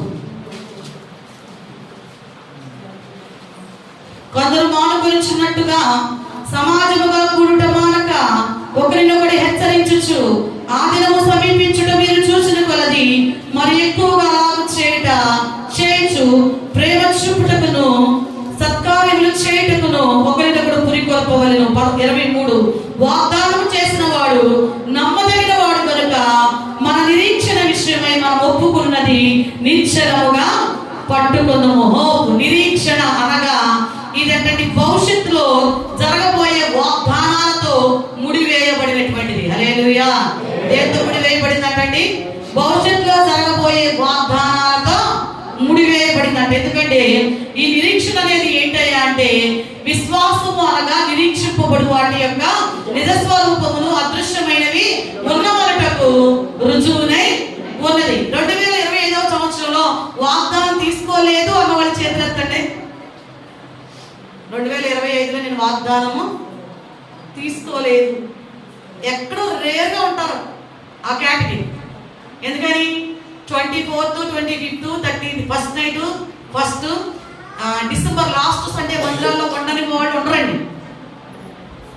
దాని వాల్యూ తెలిసిన వాళ్ళు తప్పకుండా ఈ క్రమాలు అస్సలు మిస్ అవ్వరు. ఎందుకంటే నూతన సంవత్సరంలో దేవుడు మనకు ఒక వాగ్దానాన్ని ఇవ్వబోతున్నాడు. మనకంతకీ వాగ్దాన సందేశకుడిగా డిసెంబర్ 26 నుంచి డిసెంబర్ 31 వరకు పగలు 10 గంటల నుంచి ఇక్కడ జరుగుతుంది ఈ సంవత్సరం. ఆ కూడికల్లో మీరు అందరూ దేని కొరకు సిద్ధపడాలంటే నూతన సంవత్సరంలో మీరు పొందుకోబోయే వాగ్దానం. చాలా మంది అనవసరంగా ఏదో వచ్చి వాగ్దానం తీసుకుంటారు. దాని వెనక ఉన్న రహస్యం చాలా మందికి తెలియదండి. ఆ వాగ్దానం కనుక మీరు ఎత్తిపట్టి ప్రతిరోజు ప్రభా ఈ వాగ్దానం నా జీవితంలో మీరు నెరవేర్పు దయచేయమంటారు. మీరు సంవత్సరాంతంలో కాదు, ఆ ముందులోనే చూడగలుగుతారు. హల్లెలూయా. ఎంతమంది నమ్ముతున్నారు? నమ్మటం అదే నిరీక్షణ. ఎందుకంటే వాగ్దానం చేసిన వాడు నమ్మదగిన వాడు. మనుషులు నీకు ఎన్నో వాగ్దానాలు చేయొచ్చు, కానీ అది చివరికి నెరవేర్పులోనికి. కానీ దేవుడు వాగ్దానం చేస్తే ఆయన మాట ఇచ్చి తప్పడానికి అబద్ధం ఆడడానికి నరుడు పరిపూర్ణ మానవుడు, పరిపూర్ణ మనుషులకి ఇప్పుడని అప్పుడు అన్నానా గుర్తులేదు అంటారేమో, కానీ మన దేవుడు గుర్తులేదనేవాడు కాదు. చివరి వరకు చేద్దాం అనుకున్నాను కానీ చేయలేకపోయాను అనేవాడు మన దేవుడు కాదు. ఇద్దాం అనుకున్నాను కానీ ఇవాళ ఫర్ ఎగ్జాంపుల్ మనకు అర్థమయ్యే భాషలో చెప్పాలనుకోండి, లాస్ట్ ఇయర్ మీ హస్బెండ్ మీరు అడిగిన రైతులు మీకు బట్టలు కొన్నా, ఈ సంవత్సరం కొంటానని చెప్పారు.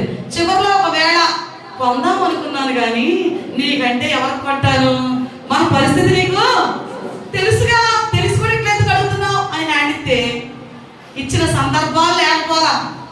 అవునండి, భర్తలకు కొన్ని వాగ్దానాలు చేసి మీరు కూడా తప్పిపోయిన సందర్భాలు కూడా లేకపోలేదు. కానీ మన దేవుడు నీకు వాగ్దానం చేశాడంటే అది తప్పకుండా ఏం చేస్తాడంటండి. ఒక సంవత్సరం దేవుడు అన్నాడు నేను నీకు సంతానాభివృద్ధి కలుగజేస్తా అన్నాడు 2 years బ్యాక్. ఆ వాగ్దానం చూసి అందరూ కూడా నవ్వారు. అదేంటి పాస్టర్ గారికి వాగ్దానం సంతానాభివృద్ధి కలుగజేస్తానని. ఆ సంవత్సరం చివరిలో 6 రక్షణ పొందారండి. 6 బిడ్డల దేవుడు నెరవేర్చబడిందా లేదా మీ జీవితాల్లో కూడా తప్పకుండా. అయితే మీరు ఆ వాగ్దానం నెరవేర్పు కొరికించండి నిరీక్షణతో ఏం చేయాలంట. మనందరికీ ఒక నిరీక్షణ ఉంది. మీ అందరికీ కొంతమంది కొన్ని అలవాట్లు ఉంటాయి. పొద్దున్నే లేవాలని అలారం పెట్టుకుంటారు. అవునండి, రేపు పొద్దున్నే లేవాలని 5 గంటలకు 6 గంటలకు, కొంతమంది 8 గంటలకు పెట్టుకునే రకాలు కూడా ఉన్నారు. అసలు అప్పుడు పెట్టుకోవాల్సిన అవసరం కూడా లేదు. అలారం పెట్టుకుంటాం. ఏంటి మనకున్న నిరీక్షణ? అసలు రేపు బ్రతుకుంటామో పోతామో మనకు తెలియదు, కానీ మనం ఏం చేస్తాం? రేపు బ్రతుకుంటామన్న నిరీక్షణతోనే అలారాన్ని పెట్టుకుంటాం. అవునా? అయితే పరిశుద్ధాత్మ దేవుడు నీతో మాట్లాడుతున్న మాట ఏంటంటే నీ విశ్వాసానికి ఇంకొకటి చేరాలి. ఏంటంటే నిరీక్షణ. ఎదురు చూచుట ఎప్పుడైతే నువ్వు నేర్చుకుంటావో, విశ్వాసంలో నువ్వు నడవటము అలవాటు చేసుకుంటేనంటండి నిరీక్షణ కలిగిన నీకు అనిపిస్తుందంట. కొంచెం లేట్ అయినా, డిలే అయినా కూడా పెద్ద కష్టముగా ఆ కార్యం లేట్ అయిపోతుంది. ఎంత తొందరపాటు మీలో ఉండదు. ఎందుకంటే నువ్వేం కలిగి ఉన్నావంటే ఒక నిరీక్షణతో కూడిన విశ్వాసాన్ని కలిగి ఉన్నావు. కాబట్టి ఈ నిరీక్షణ నీకు ఏం చేస్తండి? ఎదురు చూడడాన్ని. అవునండి, ఎదురు చూడగా నువ్వు పొందుకున్నావు అనుకో, దాని వెనకున్న సంతోషము వేరు. అవునా? అనుకోకుండా వచ్చేస్తుంది అనుకో. ఫర్ ఎగ్జాంపుల్ మనం చూస్తూ ఉంటాం, మ్యారేజ్ అయింది 1 year లో బిడ్డ పుట్టేస్తే అది క్యాజువల్ గా జరిగింది అనుకుంటారు. ఒక 10 years, ఒక 5 years వెయిట్ చేశారు. ఆ వెయిటింగ్ టైంలో పుట్టారనుకోండి బిడ్డ, వాళ్ళు అసలు కింద పండిస్తారా? అదే నిరీక్షణ అనేది. ఆ నిరీక్షణ వాళ్ళు ఏం చేస్తుంటే నిలకడగా దేవుడు చేసే కార్యాల వరకు ఎదురు చూసే కృపను ఇస్తుందంటండి. హల్లెలూయా, హల్లెలూయా. ఇప్పుడు 5 లెటర్లు నేర్చుకున్నాం. ఎఫ్ పునాది, ఏ యాక్షన్ చర్య, ఐ ఇంటిగ్రిటీ అంటే యథార్థత కలిగి ఉండాలి, టి ట్రస్ట్ నమ్మకంగా ఉండాలి, 5 హోప్ నిరీక్షణ కలిగి ఉండాలి. Next letter F. ఈ ఎఫ్ లో మనం చూస్తే ఫెయిత్ విశ్వసనీయత. యెహోషువ గ్రంథము 24వ అధ్యాయము 15వ వచనం, పేజ్ నంబర్ 197.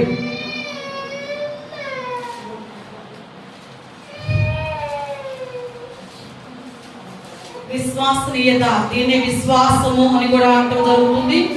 24వ అధ్యాయం 15వ వచనంలో యెహోవాను సేవించడం మీ దృష్టికి కీడని తోచిన యెడల మీరు ఎవరిని సేవించెదరో, నది అద్దరిని మీ పితరులను సేవించిన దేవతలను సేవించెదరో, అమోరీయుల దేశంలో మీరు నివసించుచున్నారే వారి దేవతలను సేవించెదరో నేడు మీరు కోరుకుడి. మీరెవరిని సేవింప కోరినను నేనును నా ఇంటి వారును యెహోవాను ఏం చేయాలంటండి? ఈ రోజున ఈ విశ్వసనీయత కలిగిన వ్యక్తి ఏం చేస్తాడంటే దేవునికి మరియు మొదటి స్థానం ఇస్తూ ఆ దేవుని మాటకు విధేయత చూపుతూ తన పరిస్థితులు ఎలాంటివైనప్పటికీ కూడా దేవునికి సన్నిధిలో కట్టుబడి ఉంటున్నట్ట ఏం చేయగలుగుతా ఉంటాడంటే దేవుని సన్నిధిలో యెహోషువ అంటున్నాడు కదా, మీరు ఎవరిని సేవించినా సేవించకపోయినా నేను నా కుటుంబం మాత్రం ఏం చేస్తామన్నారండి? యెహోవాను. ఈ ధైర్యం మీలో ఉందా? మీరు ఎవరు వచ్చినా రాకపోయినా, మీరు ఎవరు నిలిచినా నిలవకపోయినా నేను దేవుని సన్నిధిలో నిలిచి ఉంటాను అన్న నిశ్చయిత మీలో ఉందా? ఉన్న వాళ్ళకి ఒకసారి 2 చేతులు పైకెత్తి దేవుని కనపడతామా? దగ్గరగా 2 చేతులు పైకెత్తి హల్లెలూయా, హల్లెలూయా. ఎందుకంటే ఇలాంటి విశ్వాసం కలిగిన వాళ్ళ జీవితాల్లో అంటే దేవుడు చేయని కార్యం అంటూ ఏది కూడా లేదంట అంటూ ఉన్నాడు కదా. మరి మనం చదివినటువంటి లేఖన భాగంలో ఈ రోజున నీవు ఎలాంటి విశ్వాసాన్ని కలిగి ఉండాలంటే ఆనాడు యెహోషువ కలిగి ఉన్నాడు. మీరు ఎవరిని సేవిస్తారో సేవించుకోండి, నాకు సంబంధము, నేను మాత్రం ఏం చేస్తాను? యెహోవానే. కష్టమైన నష్టమైన వ్యాధి అయిన బాధ అయినా నేను ఒంటరిగా నిలబడిపోయే పరిస్థితులైనా కూడా నేను దేవుని మాత్రమే.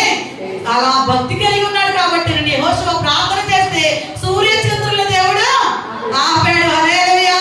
ఈ రోజు నువ్వు చేసే ప్రార్థన ద్వారా నీకు ఎదురవుతున్న ఆటంకాలు ఆపివేయబడాలి అంటే ఎదురున్న కష్టాన్ని దేవుడు నష్టాన్ని వ్యాధిని బాధను తొలగించి నీ హృదయంలో సంతోషాన్ని ఇవ్వాలంటే ఆనాడు యెహోషువ కలిగి ఉన్నాడే. ఆ విశ్వాసంతో ఏం చెప్పాలంట? కొంతమంది అంటారు మా ఆయన గారు రాలేదండి అందుకే నేను, కొంతమంది భక్తులు అంటారు మా ఆవిడ రెడీ అవ్వలేదండి అందుకే ప్రార్థనకి. మీరు క్రిస్మస్ రోజున మీరు ఇంట్లో ఏం చేస్తున్నారో చేసుకోలేదు అనవసరం. క్రీస్తుని ఆరాధించే క్రమంలో పిల్లల మీద భర్త మీద భార్య మీద సాకులు చెప్పుకుంటూ అయిపోయే వరకు నిలిచి ఉండదు. దేవుని సన్నిధిలో ఏం చేయాలంటే మీరు అందరూ కూడా మీరు వచ్చినా రాకపోయినా, మీరు ఎవరు దేవుని సేవించినా సేవించకపోయినా నేను ఎవరిని సేవిస్తాను? ఉందా నిశ్చయిత మీలో? ఉందా? పెదవులతో కాదు, క్రియలో చూపించండి. ఆ రోజు ఏ రోజు? 24th నైట్ 25th ఈవినింగ్ పెదవులతో పలవడం కాదు, మాటలతో చెప్పడము కాదు, క్రియలతో. ఏంటంటే విశ్వాసం అనేది క్రియలతో కూడినదిగా ఉంటూ ఉండగా ఈ రోజు మనం ఏం చేయాలంటే మీరు ఎవరు సేవించినా నేను మాత్రం ఎవరిని సేవిస్తాను?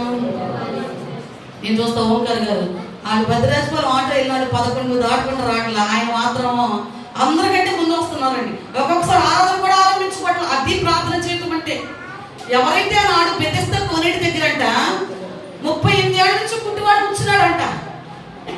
అనేక మంది శుద్ధులు అవుతున్నారంట, కానీ వీడికి మాత్రం స్వస్థత చూసిన వాళ్ళు అనుకుంటారు ఇదేంటి వీడి 38 ఏళ్ళ నుంచి ఇక్కడే ఉంటున్నాడుగా, వీడికి స్వస్థత లేదేంటి అని అనుకుంటారు. కానీ వీడికి ఎందుకు స్వస్థత కలగలేదో తెలుసా? దోమచ్చంట నీళ్లు కలిగించినప్పుడు అంటే మొదటిగా ఎవరైతే కోనేటిలో దిగారో వారికి మాత్రమే స్వస్థత వచ్చిందంట. వీడు మాత్రం ఏం చేస్తున్నాడు? ఆడాడేసి ఆడికి ముక్తి గడుపుకుంటున్నాడు తప్ప ఆ కోనేటిలో దిగడానికి ఇష్టపడలేదు. అక్కడే నుంచి నీకు పైగా ఒక రోజు అంటున్నాడు తెచ్చడానికి. ఎవరో దేంట్లో తెచ్చడానికి? ఆడికి నిజంగా స్వస్థత పొందుకోవాలనుకుంటే ముందుకి ఉరికెంద పడవచ్చు కదా, దాంట్లో స్వస్థత కలగాలనుకున్న వాడైతే ముందుకు జారగా కింద పడవచ్చుగా. ఇంకా పైగా ఏం చెప్తున్నాడంట? వీడు తెచ్చేవాడు కోనేటిలోకి 38 ఏళ్ళ నుంచి కప్పు కొట్టుకుంటూ కూర్చుంటాకైనా ఇష్టపడ్డాడు. కానీ వీడి జీవితంలో కోనేటిలోకి దిగే అనుభవమా కదా, పేడపురులాగా బొక్కనే ఉంచుకుని కోనేటి అనుభవంలోకి రాకపోతే విలువ ఎలా తెలియదో అలాగే పుట్టివాడు కప్పు కొట్టుకోవడానికి ఇష్టపడ్డాడు, కానీ ఆ నీటిలో నీకు స్వస్థత పొందుకోవడానికి ఇష్టపడలా. ఈ రోజున నీ విశ్వాసం ఎలా ఉన్నది? నువ్వు ఏం పలుకుతూ ఉన్నావు? ఎవరు సేవించినా, ఎవరు వచ్చినా రాకపోయినా, ఎవరు నిలబడినా నిలబడకపోయినా అంటున్నాడు. తన కుటుంబాన్ని బట్టి కూడా భరోసా ఇస్తున్నాడు. ఈ రోజు నీవు నీ కుటుంబాన్ని బట్టి భరోసా ఇవ్వగలవా? నేనేం చెప్తానండి, వాళ్ళు నా మాట వినాలిగండి అంత. ఏమంటా? మిగతా వీటికి మాట విన్న వాళ్ళు దేవుని దగ్గరకు వచ్చేసరికి మాట వినట్లేదండి. ఎవరు అంటున్నాడు? తనను బట్టి మాత్రమే కాదు, తన కుటుంబాన్ని గురించి కూడా భరోసా ఇస్తున్నాడు. ఎవరు సేవించినా నేను మాత్రమే అన్నాడా? నేను అండర్లైన్ చేసుకోండి. నా ఇంటి వారందరూ ఏమన్నాడండి? నేను నా ఇంటి వారందరూ బిర్యానీ తింటాం వల్ల. ఏమన్నాడు? నేను నా ఇంటి వారందరూ సినిమాకి వెళ్తాం వల్ల, నేను నా ఇంటి వారందరూ పలానా కార్యక్రమానికి వెళ్తాం వల్ల. ఎక్కడికి వెళ్తామని చెప్తున్నారు? మీరు చెప్పగలుగుతారా మాట? ఫంక్షన్కి భర్త రాకపోతే, నువ్వు రాకపోతే నాకు విలువ ఉండదండి. ఇద్దరు కలిసి జంటగా అంటున్నావే, వెళ్ళేదాకా ఏడుస్తావే, మన దేవసన్నిధికి రావడానికి అడుగుతున్నావా? అడుగుతున్నానండి. రాకలా. ఫంక్షన్కి వచ్చిన భర్త మందిరానికి ఎందుకు రావట్లా? ఒక సినిమా హాల్కి వచ్చిన భర్త మందిరానికి ఎందుకు రావట్లా? ఒక షాపింగ్ వచ్చిన భర్త వీటన్నిటి విషయంలో నువ్వు ఖర్చు పెట్టడమే. నువ్వు ఇప్పుడు చెప్పిన కార్యక్రమాలు అన్నింటిలో నీకు ఖర్చు ఉంటుంది. ఆదివారం క్రమంలో నువ్వు ఎందుకు నీ భర్తను తీసుకురాలేకపోతున్నావు? చెప్తున్నాడు యెహోషువ, నేను ఈ ఆశీర్వాదం కోల్పోవటానికి మన జీవితాల్లో కారణం ఏంటంటే, కుటుంబ సమేతంగా మనం ఏం చేయాలంటే ప్రభువుని ఆరాధన. ఆనాడు కొర్నేలి తన ఇంటి వారందరితో కలిసి ప్రార్థన చేస్తూ ఉండగా దూత దిగి వచ్చి అంటుంది, కొర్నేలి నీ ప్రార్థనలను, నీ ధర్మ కార్యాలను ఎక్కడికి చేరి ఏంటండి? మనం ఏదైనా చేస్తూ ఊరి చివరికి చేరాలి. మనం చేసే ప్రార్థన, నువ్వు చేసే ప్రార్థన ప్రభువుకి వినపడాలి. చుట్టుపక్కల వాళ్ళకి ఏం అవసరంలా. సుంకరీను వేషధారులు ఇద్దరు చూసాం కదా. ఈ వేషధారు ఏం చేస్తున్నాడట? వేషధారుల వలె రోడ్డు మూలలో అక్కడ నుంచుని పరిసైడు సుంకరులు చూసినప్పుడు ఒకడేమో తల ఎత్తడానికి కూడా ధైర్యం సరిపోతే ఒకడు అంటున్నాడు, వాళ్ళలాగా వీళ్ళలాగా ఎవరో వినపడటం కాదండి, దేవుడు నీ ప్రార్థన ఎవరికి వినపడాలా? దేవునికి వినపడాలి. హల్లెలూయా. 7వ మాట యు. ఫెయిత్ఫుల్నెస్ లో యు అన్వేవరింగ్ అంటే తిరుగులేని లేదా అచంచలమైన, స్థిరమైన. రోమపత్రిక 5వ అధ్యాయము 3-4 వచనాలలో చదువుకుందాం. యు మీన్స్ అన్వేవరింగ్ అనగా స్థిరమైన. రోమపత్రిక 5వ అధ్యాయము 3-4 వచనాలు. అంతేకాదు శ్రమ ఓర్పును, ఓర్పు పరీక్షను, పరీక్ష నిరీక్షణను కలుగచేయునని ఎరిగి శ్రమయందును అతిశయపడుదుము. హల్లెలూయా, హల్లెలూయా. అంటే నువ్వు ఈ రోజు ఎలా ఉండాలంటే, విశ్వాసము కలిగి ఉన్న వ్యక్తిగా పిలువబడుతున్న నీవు, విశ్వాసిగా చెప్పుకుంటున్న నీవు ఎలా ఉండాలంటే, శ్రమ కలిగినప్పుడు పిల్లంట గోడ మీద ఉండి ఆ గోడ మీద నుంచి ఈ గోడ మీద, ఈ గోడ మీద నుంచి అది 7 ఇళ్ళు మారుస్తుందంటండి పిల్లలు చేసిన తర్వాత. ఎన్ని ఇళ్ళు? దానికి ఒక చోట స్టెబిలిటీ ఉండదు. నీ విశ్వాసము శ్రమ వచ్చిందని, శ్రమ తొలగిపోయిందని కాదు. శ్రమలో సైతం నువ్వు ఏం చేయాలంట? నిలబడి. శ్రమ అనేది నీకు ఏం నేర్పుతుందంటే ఓర్పు. ఏం కలిగేస్తాండి? కొంతమంది తొందరపాటు, కొంతమంది అసలు ఏం చేస్తున్నారో కూడా వాళ్ళకి అర్థము. ఒక చిన్న ఇన్సిడెంట్ జరుగుతుంది, చాలా పెద్దగా క్రియేట్ చేసేస్తారు. ఎందుకంటే వారు ఏం లేదంటే స్థిరత్వము, ఓర్పు అనేది లేదు. మనకి వేరు మీద చిన్నగా ఏదైనా తగిలింది అనుకోండి, అంటే ఏం చేస్తాం? ఇక్కడ ఇంతమంది ఉన్నారు ఫర్ ఎగ్జాంపుల్, ఎవరి మీదన్నా కుర్చీ చూసుకోకుండా కాలు మీద వేసారు అనుకోండి, అప్పుడు ఏం జరుగుతుంది? వెంటనే ఒక కప్ప పిల్ల ఎగిరి మీద పడింది అనుకోండి, ఈ సీజన్తో చిన్న చిన్న కప్పలు దొరుకుతాయి కదా, ఎగిరి పడగానే వీళ్ళు ఏం చేస్తారు? లేచి గందరగోళం. అసలు ఇక్కడ ఈ ఆరాధన, ఈ వాక్యము నెక్స్ట్, అంతేనా? అంటే శ్రమరాగానే ఏం చేస్తున్నారు మీరు? ఓర్పుని కలిగి ఉండట్లేదు కాబట్టి అక్కడ పరిస్థితి అంతా కూడా తారుమారైపోతూ ఉంటది. మన జీవితాల్లో నువ్వు విశ్వాసంగా పిలువబడుతున్న నీలో ఏమంటారంటే, నీలో విశ్వాసం ఉంది అనడానికి గుర్తు ఏంటంటే ఓర్పు. ఏంటంట? ఓర్పు. మేము లాస్ట్ వీక్లోనే 6వ తారీఖున ఎట్లాగో ఒక చోట సంవత్సరిక జ్ఞాపకార్థ కూడిక పెట్టాం. పెడితే మరి వాళ్ళు కొంతమందిని పిలుచుకున్నారు. భోజన కార్యక్రమాలు అయిపోయి మేము కూడికి నడిపించేసి ఇంటికి వచ్చేసాం. వచ్చిన తర్వాత 2వ రోజు 3వ రోజు పాస్టర్ గారు ఫోన్ చేసింది. అక్కడ ఉన్న అలవాటు ఏంటంటే కూడికి పెట్టినప్పుడు వచ్చిన వాళ్ళకి ముందుగా సాంబార్ టిఫిన్ పెట్టాక మళ్ళీ అందరికీ టీ ఇచ్చే అలవాటు ఉంటుంది. వాళ్ళంటే ఇంటిగా వాళ్ళు ఏం చేశారంటే టీ ఏర్పాటు చేశారు. తీరా చూస్తే మొదటి సంవత్సరం కాబట్టి చాలా ఎక్కువ మంది జనాలు పీల్చుకున్నారు. వాళ్ళ ఇంట్లో వాళ్ళు అన్నారంట, మరి ఇంతమంది ఉన్నారు కదా, ఇప్పుడు భోజనం టైం అయిపోతుంది కదా, పక్కన ఉంచండి అన్నప్పుడు ఆ ఇంట్లో యజమానురాలు ఏం చేసిందంటే ఈ టీ పెట్టినోడు ఎక్కడ పెట్టిన టీ అక్కడే 2 చోట్ల వదిలిపెట్టి బయటకు వచ్చేసారంట. ఈవిడ ఆ ఇంట్లో మనవడు ఉన్నాడు. వాడు ఒక చోట పిల్లలు చూస్తున్నాం కదా, ఇప్పుడు వాడు ఎక్కడిల్లా టీ మీద పోసుకుంటాడు అని అంట. అప్పటికి పాటలే చదువుతున్నాయంట, పాటలే చదువుతున్నాయి. ఈవిడ ఆ టీని స్టూల్ మీద ఉంటే స్టూల్ పట్టుకుందంట. పట్టుకోగానే టీ గిన్ని ఈ పడిపోయింది, ఇదంతా పడిపోయింది.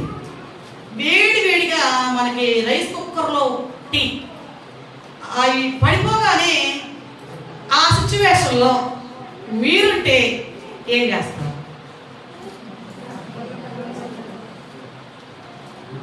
రియాలిటీ చెప్పుకుందాం. ఏం చేస్తారు? పెద్ద పెద్దగా కేకలో అరుపులతో అక్కడ కార్యక్రమం జరగదు. అవునా? ఆవిడంటండి బయటకు వచ్చి పేస్ట్ తీసుకెళ్ళి అప్లై చేసింది. ఇక్కడ నుంచి ఇక్కడ వరకు పొట్ట కింద వరకు కాలిపోయింది. పేస్ట్ అప్లై చేసాక మంటలు తట్టుకోలేకపోతుందంట. చిన్నగా ఎవరిని పిలిచి సెంటర్కి వెళ్ళి ఇంజక్షన్ చేయించుకుని వచ్చి అట్లా లోపలే ఉండిపోయింది. ఆ కార్యక్రమం అయిపోయే వరకు కూడా ఇంత విషయం బయటకు రాలేదండి. మేము మన ఫ్రైడేనో సాటర్డేనో వెళ్తే ఇదంతా తోలుడిపోయింది. అంత తోలుడిపోయి అన్నం తింటుంటే కూడా ఆమె ఇబ్బందిగా ఆ మంటలు తట్టుకోలేకుండా నేను అన్నాను, ఫోన్ చేసి పాస్టర్ గారు చెప్పాక చేసి, అంత ఓర్పు నీకు దేవుడే ఇచ్చాడక్క అంటే అంటుందమ్మా, ఆ ఓర్పు కంటే మించమ్మ నేను ఇంకా లీటర్న్నర ఒక 1/2 లీటరే పడి ఆ లీటర్న్నర కూడా పడితే చచ్చిపోయేదాన్ని. దేవుడు నన్ను సజీవురాలుగా ఉంచాడు. హల్లెలూయా. అనగలుగుతామండి మనం. ఎంత కార్యక్రమం చేసుకుంటే దేవుడు ఇంట చేశాడు అంటాం అని చెప్పి మాట అనిపించింది. ఇంత ఓర్పు ఎక్కడి నుంచి వచ్చి అమ్మాయి కూడా లేదండి. అంతమందిలో వచ్చి అందరిని పలకరిస్తుంది, మంచిగా ఇస్తుంది. ఆ కాలం దాంతోనే చూస్తున్నాను. ఇదేంటి ఇప్పుడు పేస్ట్ ఇచ్చి తిరుగుతుంది అనుకున్నారంట. ఆ ఓర్పు ఉందే ఒక విశ్వాసం ఉండవలసింది. అదండి ఒక కార్యక్రమం జరుగుతుంది, చిన్న జరుగుతుంది, తిన్నా చేసేస్తారు, రాదంతం కాదు. అక్కడ కార్యక్రమం జరగాల, దేవుని నామము మహిమపరచబడాలండి. హల్లెలూయా, హల్లెలూయా. యోబు కూడా ఓర్పుతోని చంచలమైనటువంటి స్థిరమైన విశ్వాసముతోనే నిలిచాడు. యెహోవా ఇచ్చెను, ఆయన నామానికే ఏం కలుగుతుంది కాక నీకు శ్రమ వచ్చిన ప్రార్థన మాట ఏంటండి? ఈ శ్రమ ఏంటి? దేవుడు ఎందుకని పట్టించుకోవాలా? ఓర్పుతో ఎదురుచు. పెద్దలు చెప్తారు కదా, ఓర్చుకుంటే కోడిగుడ్డు. అవునా? ఉందా ఎక్స్పీరియన్స్? లేదు ఇప్పుడే తినేస్తావంటే నీకే సరిపోద్ది. ఈరోజు ఓర్పుతో నువ్వు ప్రభు సన్నిధిలో ఎదురు చూడు. ఎలాంటి శ్రమ అయినా కూడా నీకు తన భర్త చెప్తున్నాడు, అసలు నిద్రపోవట్లేదమ్మా, మంటలకి తట్టుకోలేక ఆయన బొబ్బులు చట్లా ఊడిపోయాయండి.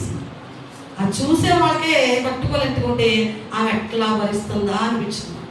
నిజమే, ఆ ఓర్పు ఎక్కడి నుంచి వస్తుందంట? ఒక విశ్వాసికి దేవుడు మాత్రమే ఇవ్వగలడండి. హల్లెలూయా, హల్లెలూయా, హల్లెలూయా. ఈ పరీక్షల ద్వారా అంట దేవుడు మనకు స్థిరత్వాన్ని నేర్పుతాడంట.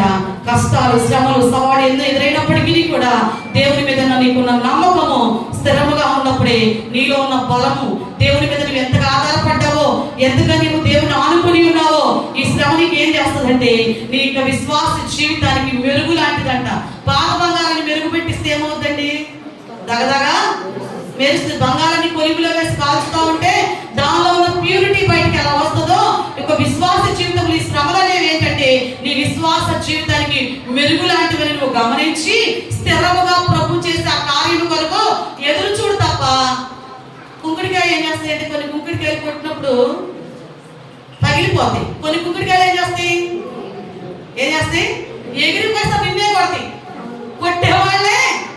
అవునా? ఉంది ఎక్స్పీరియన్స్. ఇప్పుడు ఎవరే కానీ కుంకుడికాయలు షాంపూలు వచ్చేసి చాలా మంది అది ఒక ఫ్యాషన్ అయిపోయింది. కానీ ఒక్కొక్కసారి ఆ కుంకుడికి కొట్టగానే పగిలిన రోజులు ఉన్నాయి. ఇది కొట్టినప్పుడు కొట్టిన రోజులు కూడా ఇప్పుడు ఈ విశ్వాస జీవితంలో నీవు నీ హృదయాన్ని పగలగొట్టుకోవడానికి ఈ కష్టం వచ్చినప్పుడు ఇష్టపడుతున్నావా? దేవుని వాక్యం అనే సుత్తి నీ దగ్గరకు వచ్చి నిన్ను తడతా ఉండొచ్చు, కొడతా ఉండొచ్చు. ఈ క్రమంలో నీ హృదయాన్ని బద్దలు కొట్టుకుని నీ హృదయాంతరంగంలో ఉన్నదాన్ని ప్రభు సన్నిధిలో ఒప్పుకుని నీలో స్థిరత్వం కొరకు అడగలుగుతున్నావా? లేదా ఈ మాట దగ్గరగా కానీ నీకే పక్కన వాళ్ళకు చూపిస్తున్నావా? లేదా చెప్తున్న వాళ్ళని పొడిచే వ్యక్తివిగా ఉంటున్నావా? నీ హృదయాన్ని ఎప్పుడైతే బద్దలు కొట్టుకోవడానికి ఇష్టపడతావో నీలో నుంచి ఒక మధురమైన జ్యూస్, కుంకుడికాయ పగిలినప్పుడే దానిలోంచి ఆ రసం అనేది వస్తా కొట్టగలం చేయి. కొట్టిన తర్వాత మళ్ళీ దాన్ని కదండి చల్లనీటిలో నానబెడితే ఒక రకంగా ఉంటుంది, వేడి నీటిలో నానబెట్టినప్పుడు ఒక రకంగా ఉంటుంది. వేడి నీళ్ళు వచ్చినప్పుడే ఎక్కువ రసాన్ని మనము అవును ఈ శ్రమల కొలిమిలో నీవు నలగొట్టబడుతున్న కొలది దేవుడు నిన్ను ఒక శుద్ధ సువర్ణముగా మార్చి విలువైన పాత్రగా నిన్ను నిలబెట్టేవాడంట. హల్లెలూయా, హల్లెలూయా. నెక్స్ట్ లెటర్ ఎల్, లవ్, ప్రేమ. మనకి 1 కొరింథీయులకు రాసిన పత్రిక 3వ అధ్యాయము 7వ వచనాన్ని చదువుకుందాం.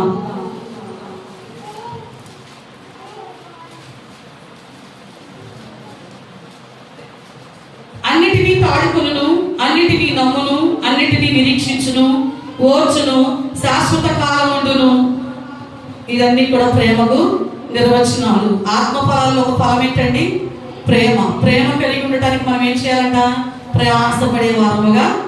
త్వరగా కోపం వచ్చేస్తుంది. ఒక మాట అనగానే ఎంత పౌరుషం వచ్చేస్తుందో. అది దాని సారాంశం తెలిసిన వాళ్ళకి పౌరుషము. ప్రేమ అంట ఓర్చుకుంటుందంట, తాళుకుంటుందంట, స్వప్రయోజనాన్ని కోరుకోదంట, మర్యాదగా నడవదంట, డంబముగా ప్రవర్తించదంట, త్వరగా కోపపడదంట, సహించేదిగా, దయ చూపించేదిగా. అయితే నీలో ప్రేమ లేకపోతే నీవంట గడగడలాడు కొంచెం వలె ఎప్పుడు కూడా మోగుతానే ఉంటావంట. ఎలా ఉంటావంటే గడగడలాడే కొంచెం వలె నువ్వు మోగుతున్నావంటే నీలో ఏం లేదు. నువ్వు విశ్వాసం అయితే, నిజంగా నీలో విశ్వాసం ఉంటే, నీ విశ్వాసం ఎలా ఉండాలంటే ప్రేమతో కూడినదిగా. ఏది కూడినది ఉండాలంట? ప్రేమ. నెక్స్ట్ లెటర్ ఎన్, న్యూట్రల్ అనగా పోషణ. 2వ పేతురు పత్రిక 3వ అధ్యాయము 18వ వచనాన్ని చదువుకుందాం.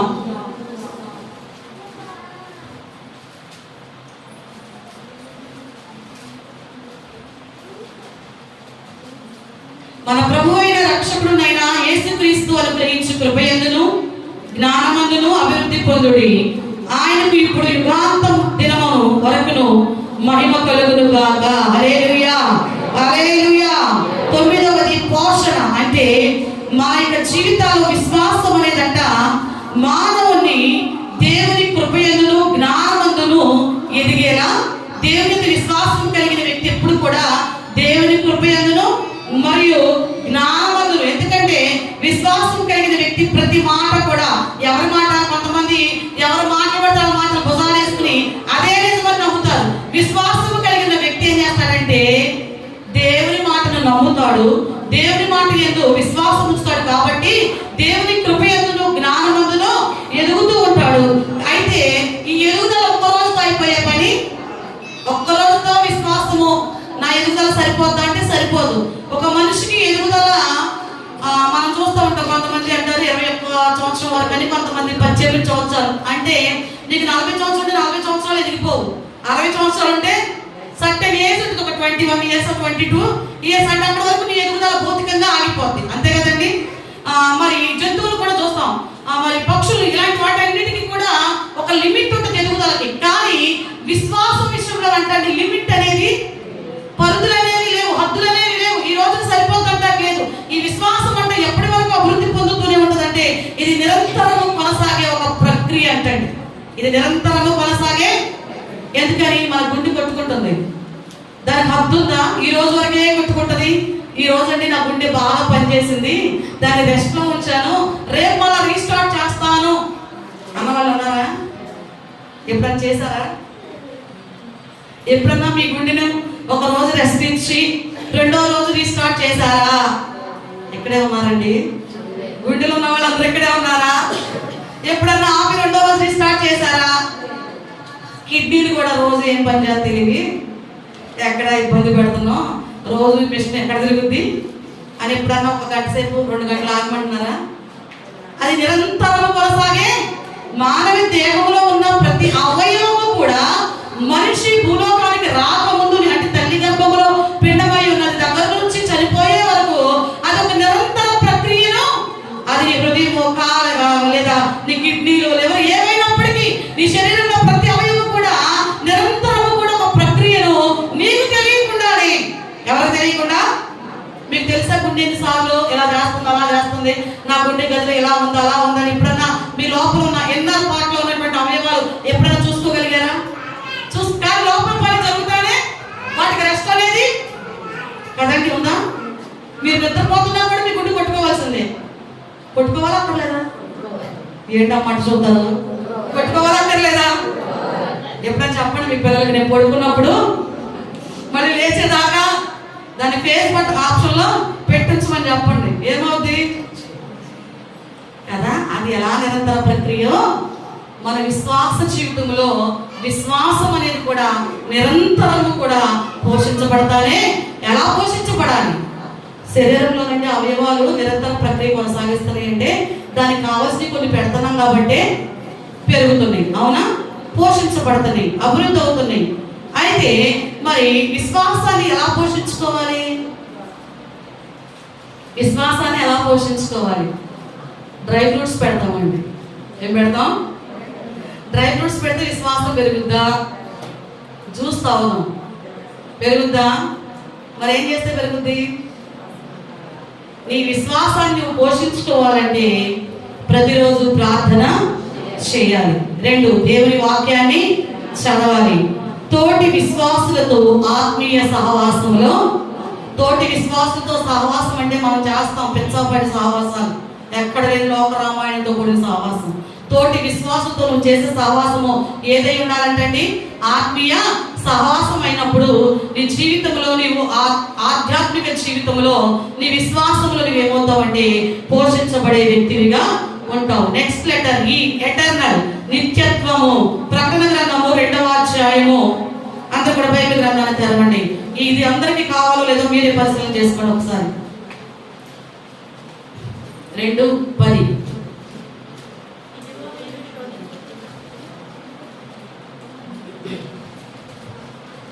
Page number 229. ఇదిగో మీరు శోధింపబడినట్లు అపవాది మీలో కొందరిని చెరలో వేయింపబోచున్నాడు. 10 దినములు శ్రమ కలుగును, మరణము వరకు నమ్మకముగా ఉండుము, నేను నీకు ఏమిస్తానంటున్నాడండి?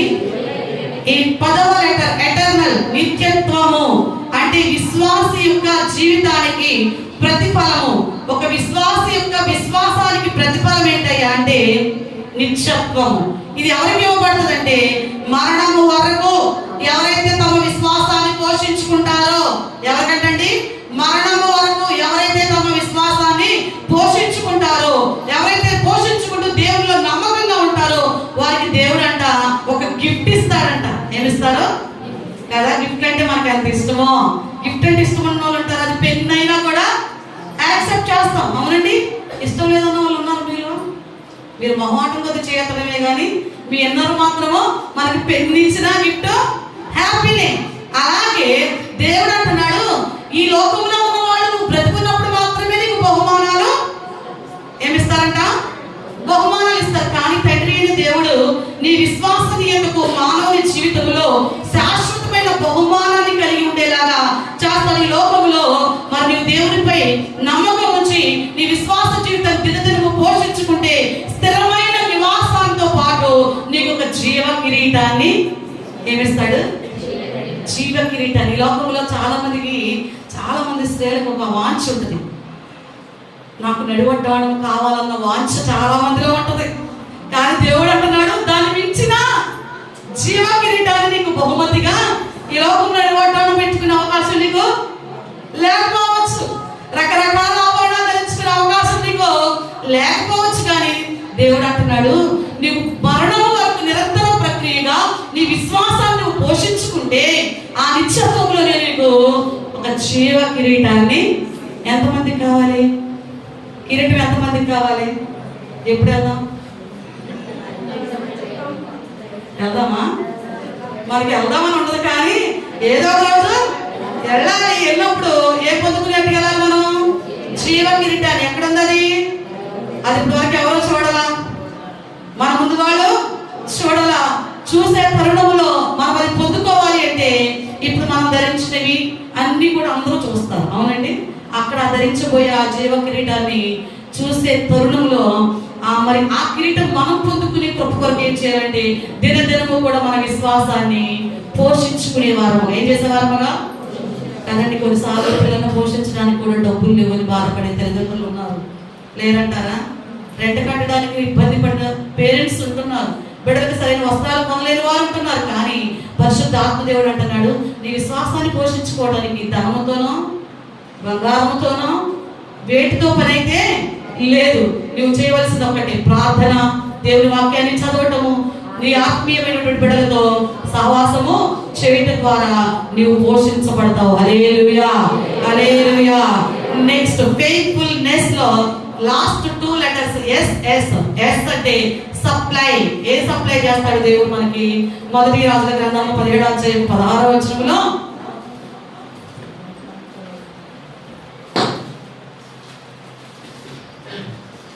యెహోవా ఏలియా ద్వారా సెలవించిన ప్రకారము తొట్టిలో ఉన్న పిండి తక్కువ కాలేదు, బుడ్డిలో ఉన్న నూనె. ఏం సప్లై చేస్తాడంటే దేవుడు ఈరోజు నీకు నీ విశ్వాసం కలిగి ఉంటే, ఏం కలిగి ఉంటే? విశ్వాసం కలిగి ఉంటే ఇది అది అని కాదు, నీకు ఏది కావాలో అది దేవుడు ఇస్తాడు. ఎవరికి ఇచ్చాడు? సారెపతు గదవరాలకి ఇచ్చాడు. ఎన్ని సంవత్సరాలు ఇచ్చాడండి? బేబీ గారు అన్నారంట, అమ్మా ఒక గ్లాసు వాటర్ ఇవ్వమన్నారు. ఇవ్వమన్నప్పుడు లోపలికి వెళ్ళిందంటండి వాటర్ తీసుకురావడానికి. అప్పుడే మరలా అంటున్నారు, అమ్మ అది ఏ చేతితో ఒక అప్పాన్ని. అప్పుడు నా దగ్గర ఏముందంటండి? ఒక టన్నులు పిండి, లీటర్లు ఆయిల్ లేదు.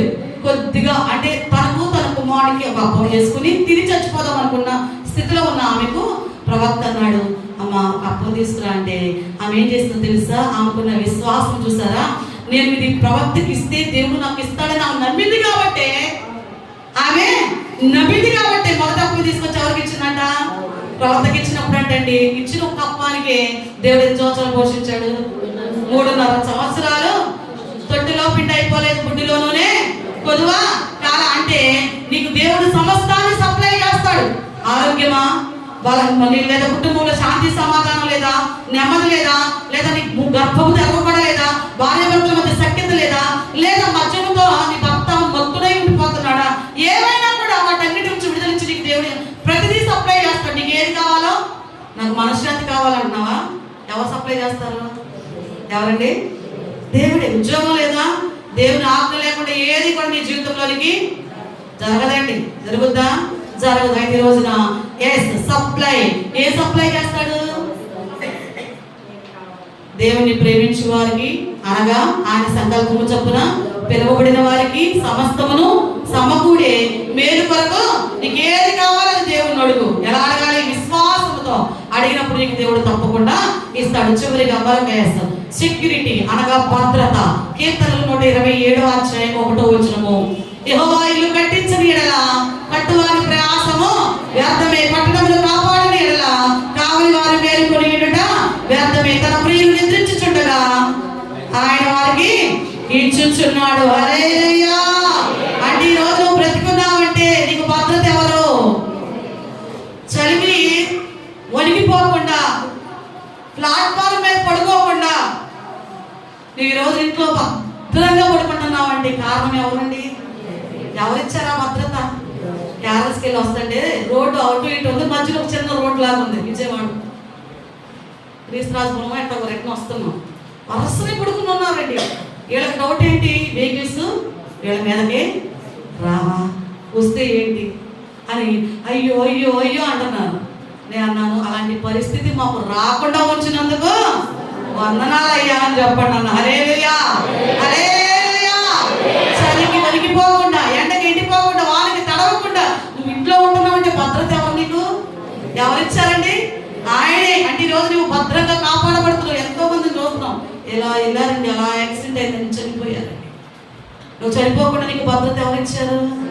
నీ కారు నీకు భద్రత ఇవ్వదు, నీ బండి నీకు భద్రత ఇవ్వదు, నీ ఇల్లు నీకు భద్రత ఇవ్వదు. నీ ఇంట్లో ఉన్న, కారులో ఉన్న, బండి మీద ఉన్న, రోడ్డు మీద నడుస్తూ ఉన్నా నీవు భద్రంగా కాపాడబడుతున్నావంటే నీ చుట్టూ ఆయన ఎందుకు భయభక్తులు గల వారి చుట్టూ అంటే ఆయన దూత కావలి ఉండి వారిని ఆ సంరక్షణ ఎవరిస్తున్నారు నీకు ఈ రోజున? ఎవరండి? ఏం కాదండి, మా ఆయన చాలా జాగ్రత్తగా తీసుకొస్తాడండి, చాలా స్లోగా వస్తాడు. నువ్వు స్లోగా వచ్చినా నువ్వు క్షేమంగా ఇంటికి అండి. అవునా? ప్లేట్లో మనం పెడతాం అనేక రకాల వాటిని వాడుతూ ఉన్నప్పుడు కొన్నిసార్లు ఏమవుతుంది తెలుసా? నేను హెయిర్ డ్రైయర్ ఒక రోజున ప్రేయర్కి వెళ్ళడానికి లేట్ అయిపోతుందని హెయిర్ డ్రైయర్ పెట్టి ఒకసారి పెట్టగానే వెంటనే స్మెల్ వచ్చేస్తుంది. ఎక్కడో అర్థం కాదు, తెర చూస్తే వైర్ కావాలకుంటూ వచ్చేసింది.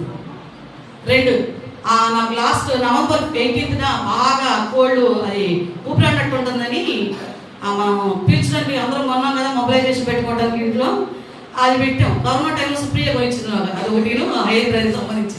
అది పెట్టినప్పుడు మూతట్ట పెట్టబోతున్నాను, ఆ పెట్టే చోటే కాలిపోయింది మొత్తం. అది చూడకుండా దానిలో పెడితే పాస్టర్ గారు అదే పెట్టబోతుందా నేను పెట్టించుకున్నా అది పెట్టాను ప్లేట్లో.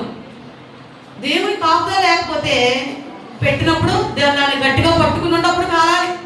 దేవుడు మనకు ఎంత భద్రత ఇస్తాడు, అనుకోకుండా తెలియకుండా ఎన్నో పరిస్థితుల నుంచి దేవుడు మనను కాపాడుతూ పడినా దెబ్బ తగలకుండా. అవునా కదా? ఎలా పడ్డారండి?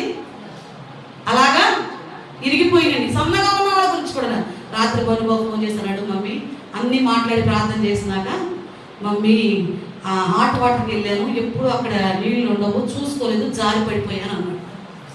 అదేంటి అంతా అప్పుడు వరకు చెప్పలేదు అని అంటే పడ్డాను కానీ ఏమీ అవ్వలేదు అన్నాడు.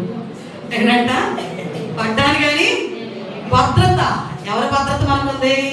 దేవుని యొక్క భద్రత లేకుండా అంటారు కదా, నేను ఏది పట్టుకున్నా కూడా మొన్న పరిగలేనండి. ఏరేకి వెళ్ళిన అంటారే, మీరు ఏది పట్టుకున్నా బంగారం అవ్వాలి, పట్టిందల్లా బంగారం అవ్వాలంటే నువ్వేం కలిగి ఉండాలో తెలిసి రోజున దేవుని యందు విశ్వాసంతో నీవు ఉంటే దేవుడే నీకు భద్రతను. ఇప్పుడు ఎన్ని లెటర్స్ గురించి చెప్పుకున్నాం? ఈ 12 కలిస్తేనే ఒక విశ్వాసము కలిగి ఉన్నాడు అనడానికి రుజువు అండి. ఏమి 12? ఫౌండేషన్ అనగా పునాది ఉండాలి. యాక్షన్ చర్య లేదా క్రియ ఉండాలి. I for ఇంటిగ్రిటీ అంటే యథార్థత కలిగి ఉండాలి. T for ట్రస్ట్ నమ్మకం కలిగి ఉండాలి. H హోప్ నిరీక్షణ కలిగి ఉండాలి. F ఫెయిత్ కలిగి ఉండాలి, విశ్వసనీయత కలిగి ఉండాలి. U అన్వేరింగ్ అంటే నీవు స్థిరమైన వ్యక్తిగా ఎలాంటి పరిస్థితులు ఎదురైనా నిలబడి ఉండాలి. L లవ్ ప్రేమ కలిగి ఉండాలి. A న్యూట్రల్ అనగా పోషించబడే పోషణ అంటే నీ యొక్క విశ్వాస జీవితంలో నీ విశ్వాసాన్ని దినదినము పోషించుకునే వ్యక్తిగా ఉండాలి. E ఫర్ ఎటర్నల్ అనగా నిత్యత్వములో ఎక్కడ ఎవరు ఎప్పుడు ఎన్నడూ వినని కనని చూడని పొందనిటువంటి ఒక గొప్ప గిఫ్ట్ అనేది దేవుడు నీకు ఇస్తాడు. అదే జీవ కిరీటము. దాని కొరకు మనం ఏం చేయాలంటే అనగా సప్లై. నీకు ప్రతిదీ కూడా ఈ లోకంలో భౌతికమైన అవసరాలు తీరుస్తాడు. నీ ఆర్థిక అవసరాలు ఏదైతే అవసరం కలిగి ఉన్నావో ప్రభువుని అడుగు, తప్పపైన ఆనాడు సారేపత్తు ఎదవరాల అవసరం తీర్చిన దేవుడు నీకు కూడా తీరుస్తాడు. సెక్యూరిటీ అనగా భద్రత. ఈరోజు నీకు భద్రత కావాలంటే నువ్వేం కలిగి ఉండాలంట? దేవుని యందు ఏం కలిగి ఉందామండి? విశ్వాసం కలిగి ఉందామా? ఈ 12 లక్షణాలు కలిగి ఉన్న వాళ్ళే నిజమైన విశ్వాసి. నిజమైన విశ్వాసాన్ని ఎప్పుడు కూడా క్రియాత్మకంగా మరి విశ్వాసాన్ని కనపరిచే వ్యక్తిగా ఉందాం. దేవుడిచ్చే గొప్ప ఆశీర్వాదాలు పొందుకుందాం. ఇంకొద్ది మాటలు దేవుడు దీవించి ఆశీర్వదించును గాక. ఆమేన్. అందరూ లేచి నిలబడినట్లయితే కళ్ళు మూసుకుని దేవుని యొక్క సన్నిధిలో, ప్రభువా విశ్వాసంగా పిలువబడుతున్నాను కానీ ఇన్ని సంవత్సరాల నుంచి ఈ 12 క్వాలిటీస్, ఈ 12 క్వాలిటీస్ ఒకవేళ నాలో లేకపోతే ఇక్కడ నుండైనా నేను ఈ లక్షణాలు కలిగి ఉండుటకు నీ సహాయాన్ని మాకు దయచేయండి. నీ కృపను మీరు మాకు దయచేయండి ప్రభువా అని అడుగుదాం. 2 చేతులు పైకెత్తి హల్లెలూయా హల్లెలూయా హల్లెలూయా అడగలుగుతున్నావా దేవుని సన్నిధిలో? ప్రభువా ఇప్పటి వరకు ఒకవేళ నాయన విశ్వాసంగా పిలువబడుతున్న క్రమానికి వెళుతున్నాను అనుకుంటూ నీ సన్నిధిలో సరైనటువంటి విశ్వాసం పరిమాణాన్ని నేను కలిగి ఉండకపోతే మా తండ్రి నా జీవితాన్ని మీరు దర్శించండి నాయన, దర్శించండి ప్రభువా. నా పునాది ఎలా ఉందో ఒకసారి పరిశీలించుకునే బిడ్డగా సరైన పునాది కలిగిన వ్యక్తి నేను స్వరక్షకునిగా అంగీకరించి మన ఆజ్ఞలను అనుసరిస్తూ మా తండ్రి వాటి ప్రకారం జీవించేవాడిగా ఉన్నప్పుడు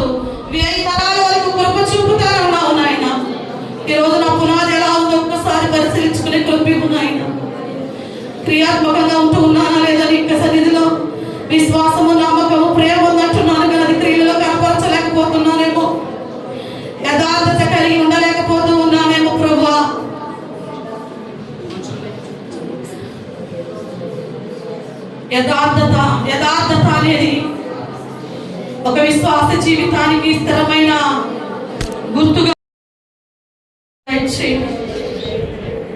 స్థిరమైన ఈ కష్ట సమయంలో, ఈ వ్యాధిలో, ఈ బాధలో చంచలమైన వ్యక్తిత్వం నాలో ఉండనియద్దయ్యా. స్థిరమైన వ్యక్తిగా నుంచున్నాయి. నా భక్తి ఎక్కడ కూడా తొట్టిల్లకుండా, నా భక్తి జీవితంలో ఎక్కడ కూడా నేను జారిపోకుండా ప్రభు నీ కొరకు నిలబడేటువంటి కృపను మీరు దయచేయండి. ఈ కష్టకాలము, దుఃఖ సమయం వ్యాధిస్తుందని నీకు దూరంగా ఉంటూ ఉన్నామేమో. మా విశ్వాసం ప్రభు పోషించబడిన స్థితిలోనే ఉండిపోతుందేమో. మరొంచు విశ్వాసంతో నేను మిగిలిపోతున్నానేమో. ఏదో కార్యం చేసినప్పుడు దేవుడు ఉన్నాడంటూ, శ్రమ వచ్చినప్పుడు నేను విడిచిపెట్టి లోకంలో నా ఇష్టానుసారంగా వ్యక్తిగతంగా నీకు దూరం అయిపోతూ ఉన్నానేమో తండ్రి. ఆ దూరం అయిపోవటం నా యొక్క విశ్వాస జీవితాన్ని బలహీనపరుస్తూ ఉందేమో.